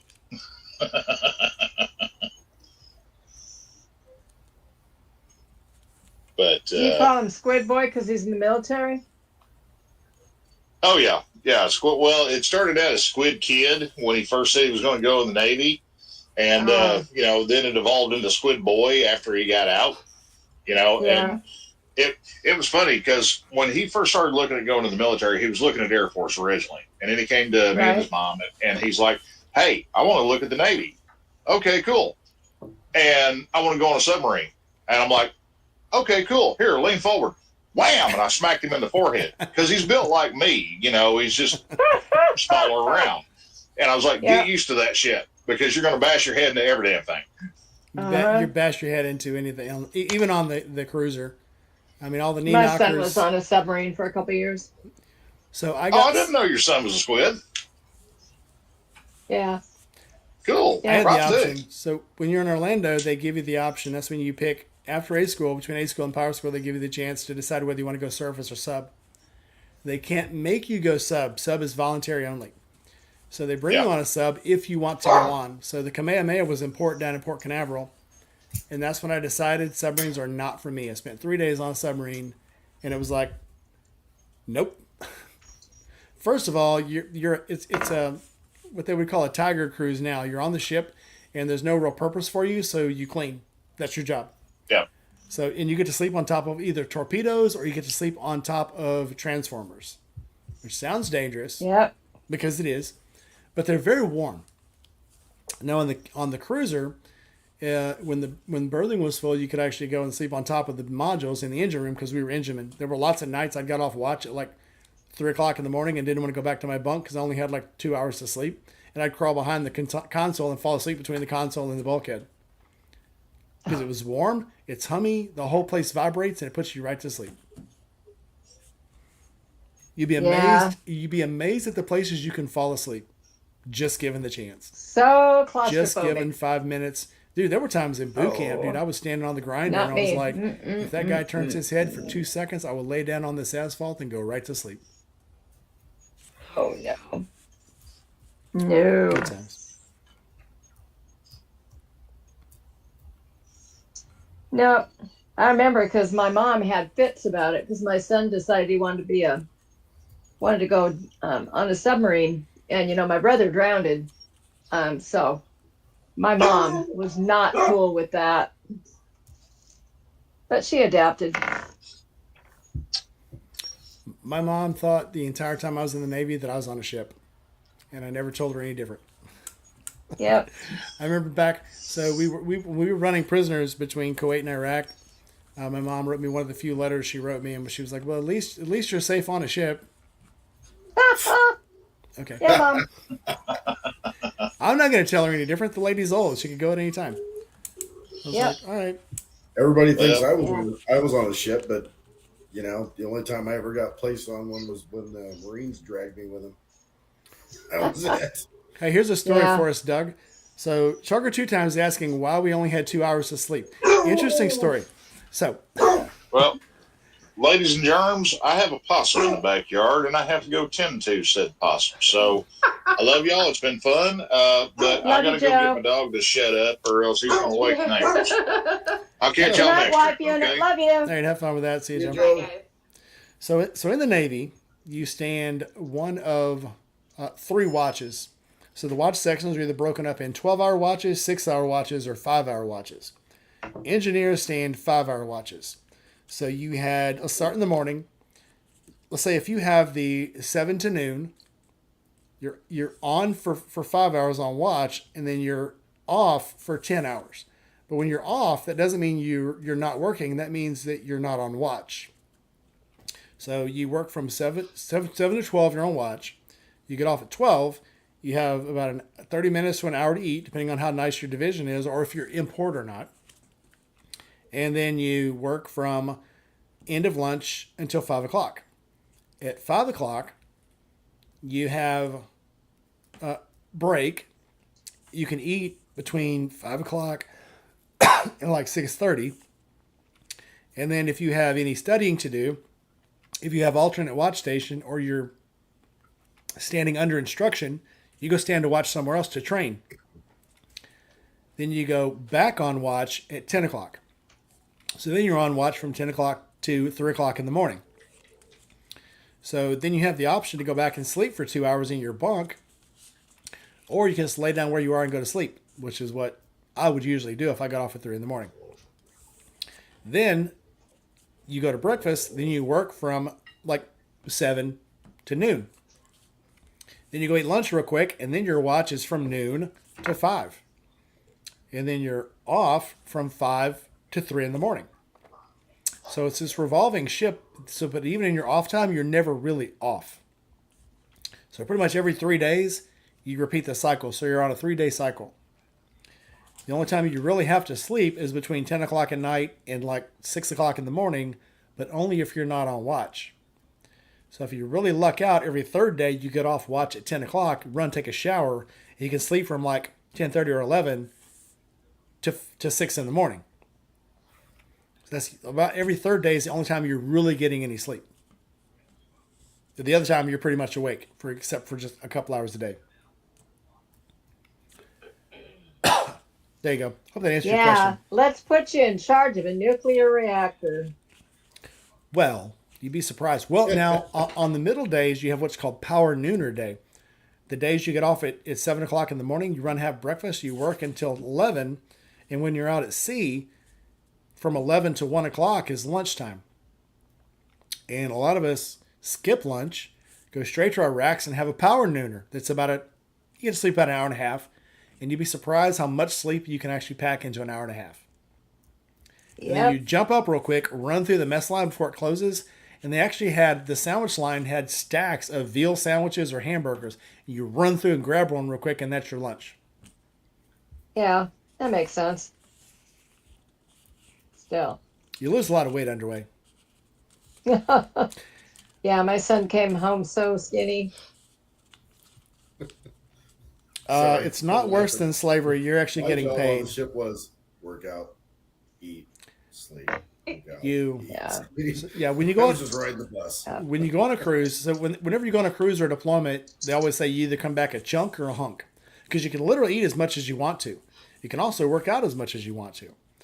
And a lot of time on watches, like midnight watches, especially like in your engine watch, you do your rounds and then you have like 30 minutes to kill. So we're having push-up competitions, we're doing pull-ups, we're sneaking off to the weight room, grabbing dumbbells, bringing them back to the engine room, working out down in the engine room, because there's really nothing else to do but stand You watch. worked out in the engine room? Yep. Okay. You got, now I know. You lose a lot of weight underway. Now I know what's wrong with you. Okay. You lose a lot of weight underway.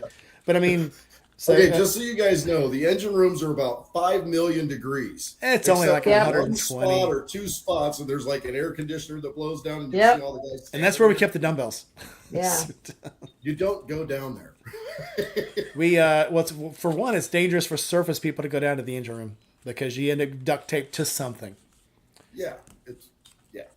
But and, anyway. and no one's gonna go down and find the guy that did it. 'Cause Well, it's hot. there were a lot of treaties. We signed a lot of peace treaties between berthing departments. Especially underway, we would have what's called battle berthing, where berthings would attack each other. And it was battle royales. So you had time limits. You had between like 6 o'clock at night to 10 o'clock at night was the battle royals. After 10 o'clock, that was sacred. And then if someone was in their rack with the curtains closed, that was also sacred. Plus, you don't know what they're doing inside there. That could be messy. Yeah, you don't want to see what's going on in there. No. So we had lots of times where they would try to sneak into our berthing and like steal things, and we'd catch them, and then we'd tape them up and call their berthing and go, "Hey, we got them down there. You want them? Come get them." And we had a chief master at arms, which was wise to our shenanigans and stayed away. Well, we got a new master at arms, an MA1, that came down, and just as our battle royal was going on, the chief opens the door, looks in, the MA1 like perks up, and he goes, "You don't want to go in there. Back up," because we're having our battle royal. So once he relieved him, the chief left, and the first class is in there. He's like, "I'm gonna get him. I'm gonna get him." And so he comes down one night. We're having the battle royal. He turns all the lights on. I was like, "Aha!" Well, somebody threw the breakers, turned all the lights off. So by the time he got somebody to turn the breakers back on, berthing was empty. Empty. We had 2-3 bodies shoved into the bunks with the curtains closed, trying not to breathe hard. Dude, it was the coolest thing. We were so wise. I have no recollection of any stories like that. Dude, we had so many times we would duct tape people inside laundry bags and hang them by their feet, beat them with dustpans. It was too much fun. We had a lot of fun. Ship life was so miserable you had to make it fun. Otherwise, what's the point? And then about once every 45 to 60 days, you'd pull into a port and go out and find something else to do.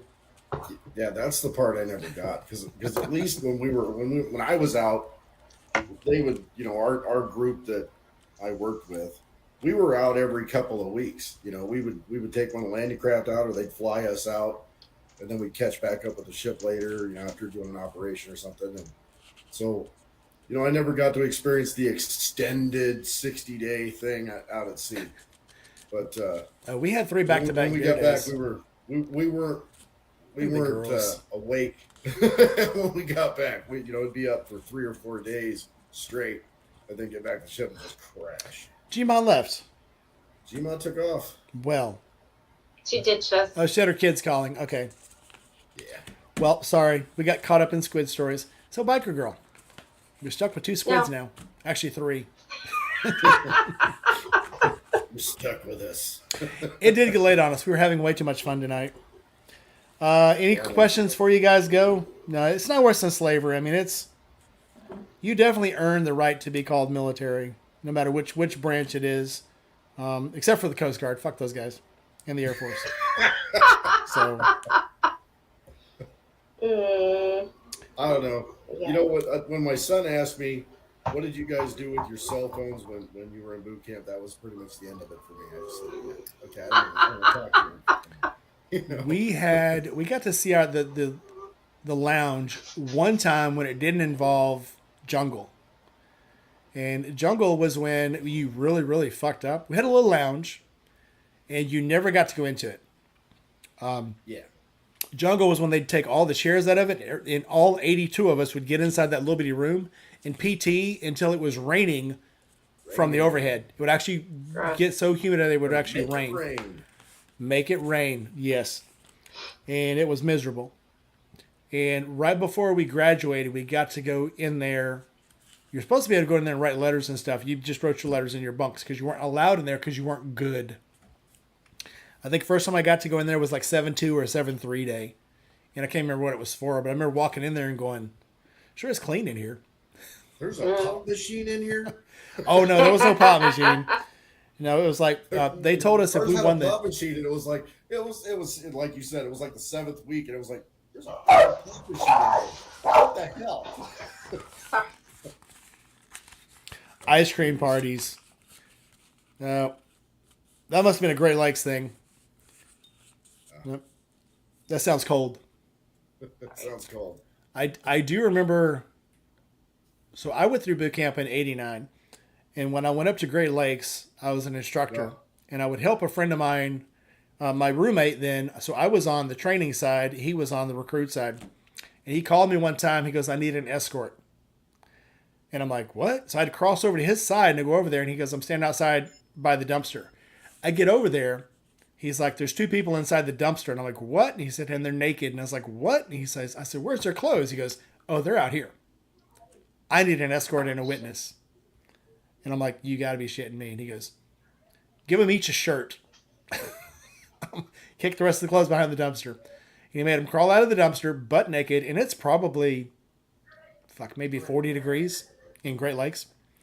I made them wrap their dungaree shirts around their as much as they could cover and walked them back to the quarterdeck. I made them stand there until the division officer showed up. Yeah, Great Lakes is a whole nother world. I love, you couldn't do shit like that anymore. It was like 75 degrees, and they sent me to Great Lakes the day after Christmas. I get there, it's winter in Great Lakes, Illinois. Graduated boot camp, and they give you this. You can have that annual that's got some photos, and they've got all the stock photos from Great Lakes. Yeah, and it's showing guys mowing, and I'm like, there was no freaking grass. What are you talking about? It was all snow. Where's the grass? What the hell's wrong with this place? These aren't photos from here. And they're like, no, really, there's grass. yeah, Doc, that's what I thought it was. Something to do with snow. When you said ice cream, this got to be Great Lakes. No. Great Lakes was the most miserable place I've ever spent. So I was up there for 3 years, my shore duty. And I remember going outside to start my truck when it was 20 below. And I'd go outside in a t-shirt because it was so hot inside my apartment. And I actually stayed warm until I got to the truck. And then it started feeling cold. Absolutely no moisture in the air. And I've gone outside before when the wind was blowing. I could actually feel the snot drying inside my nose. I hated it in Great Lakes. Miserable. Oh, yeah, Wisconsin girl. I hated it. The constant sound of shovels scraping on asphalt. Or going in for duty when I was an instructor and not being able to leave the base for 3 days. So I'd always leave extra clothes up there because you could get up there for your 12-hour watch and end up staying for 3 or 4 days because the base is snowed in. Flip side of that, I've actually went, I'll never forget this, January 1st, New Year's 1999. Went out to a New Year's party, no snow on the ground. Driving home after the party, it started snowing. By the time I got home, there was 6 inches of snow on the ground. Went in my apartment. I was supposed to have duty the next day. Opened the door, couldn't find my truck. Looked out my bedroom window, and I could see grass. I could see the ground. Look out the front between the apartments, and it was literally 8 feet of snow. Couldn't see a thing. The banks were so stupid there, and it would just pile snow wherever. But there'd be bare spots all over the place. And I called in. I'm like, I can't find my truck. And they're like, okay, expect to be here. When the plow comes down, you got to be in. I'm like, okay. So we were on instructor duty at the hot plant. I think we had like 45-day duty. It was something ridiculous because there was like 90 instructors. So you literally stood duty every like 45 days. So you would just take the dude that had to stand your watch. You would take his. So it wasn't bad. Yeah. But anyway, Yeah. it's stupid cold. Stupid cold. I hate the snow. So I cannot cold. stand to be. Well, I'm a Texas. I'm like 70 a Gulf below Coast. with a wind chill. Yeah, I was a Gulf Coast boy, and all of a sudden, the first place I go is Norfolk, and I think I'm cold. We go to a ship. We do the Unitas, and go around the Cape of South America, where there's icebergs floating down the channel. We had to back into a freaking bay because there's an iceberg coming down the freaking Straits of Magellan. Never forget that. And then we went up to the Adriatic, and it was 140 degrees outside, and it was so freaking hot, the paint was blistering off of the freaking weather decks.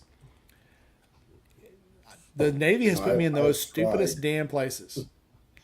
I have tried to shovel as much sunshine as possible, but it is so much easier than snow here. I bet. Okay.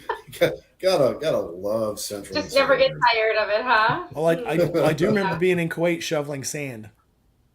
Oh no! We would have sandstorms and have to shovel sand because when it died down, you would have sand dunes on the commander's sidewalk or in front of the facility. Carry a hammer for when it's wet. You carry a hammer to knock the mud off your boots. God, Nuts. yeah, no. I'm glad I don't do that now.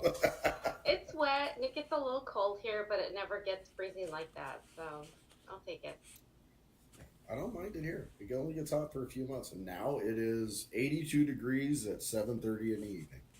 So it's Nice. not bad. It does rain here once in a while, like right now. Water falls from the sky, Yeah. and then cars float away. That's okay. Every once in a while. Today, like nobody's business, and we're not used to that here. So it was.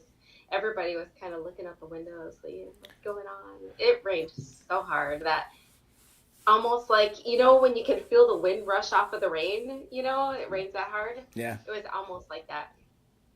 Oh, one of the bases I was stationed at, they put the base up, and 3 months later found out that they had built the base in a wadi.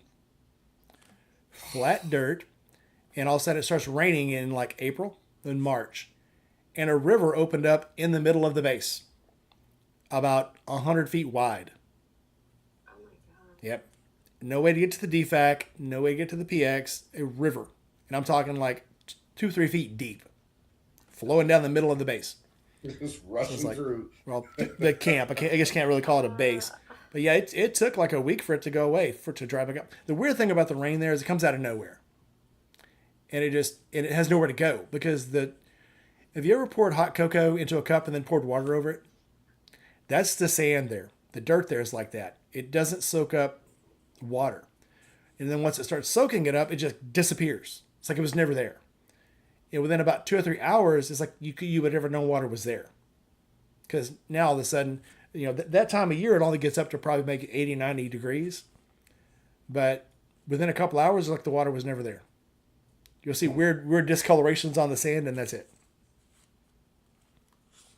Another place I never want to go. Along with Great Lakes. Anyway, guys, I have drug you here long enough. Hi, girl. How you doing? So in case any water purification places are listening. I have been to the water purifier in Kuwait. It is absolutely stupid. The water plant. It's absolutely stupid. It's like a small city all by itself, and it provides water for the entire country of Kuwait. It's insane.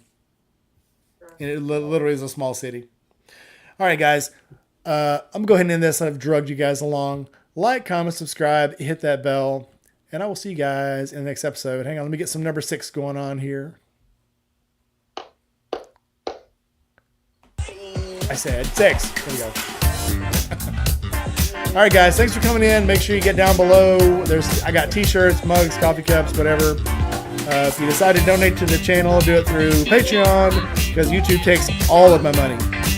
All right, guys. See you on the next one. Everybody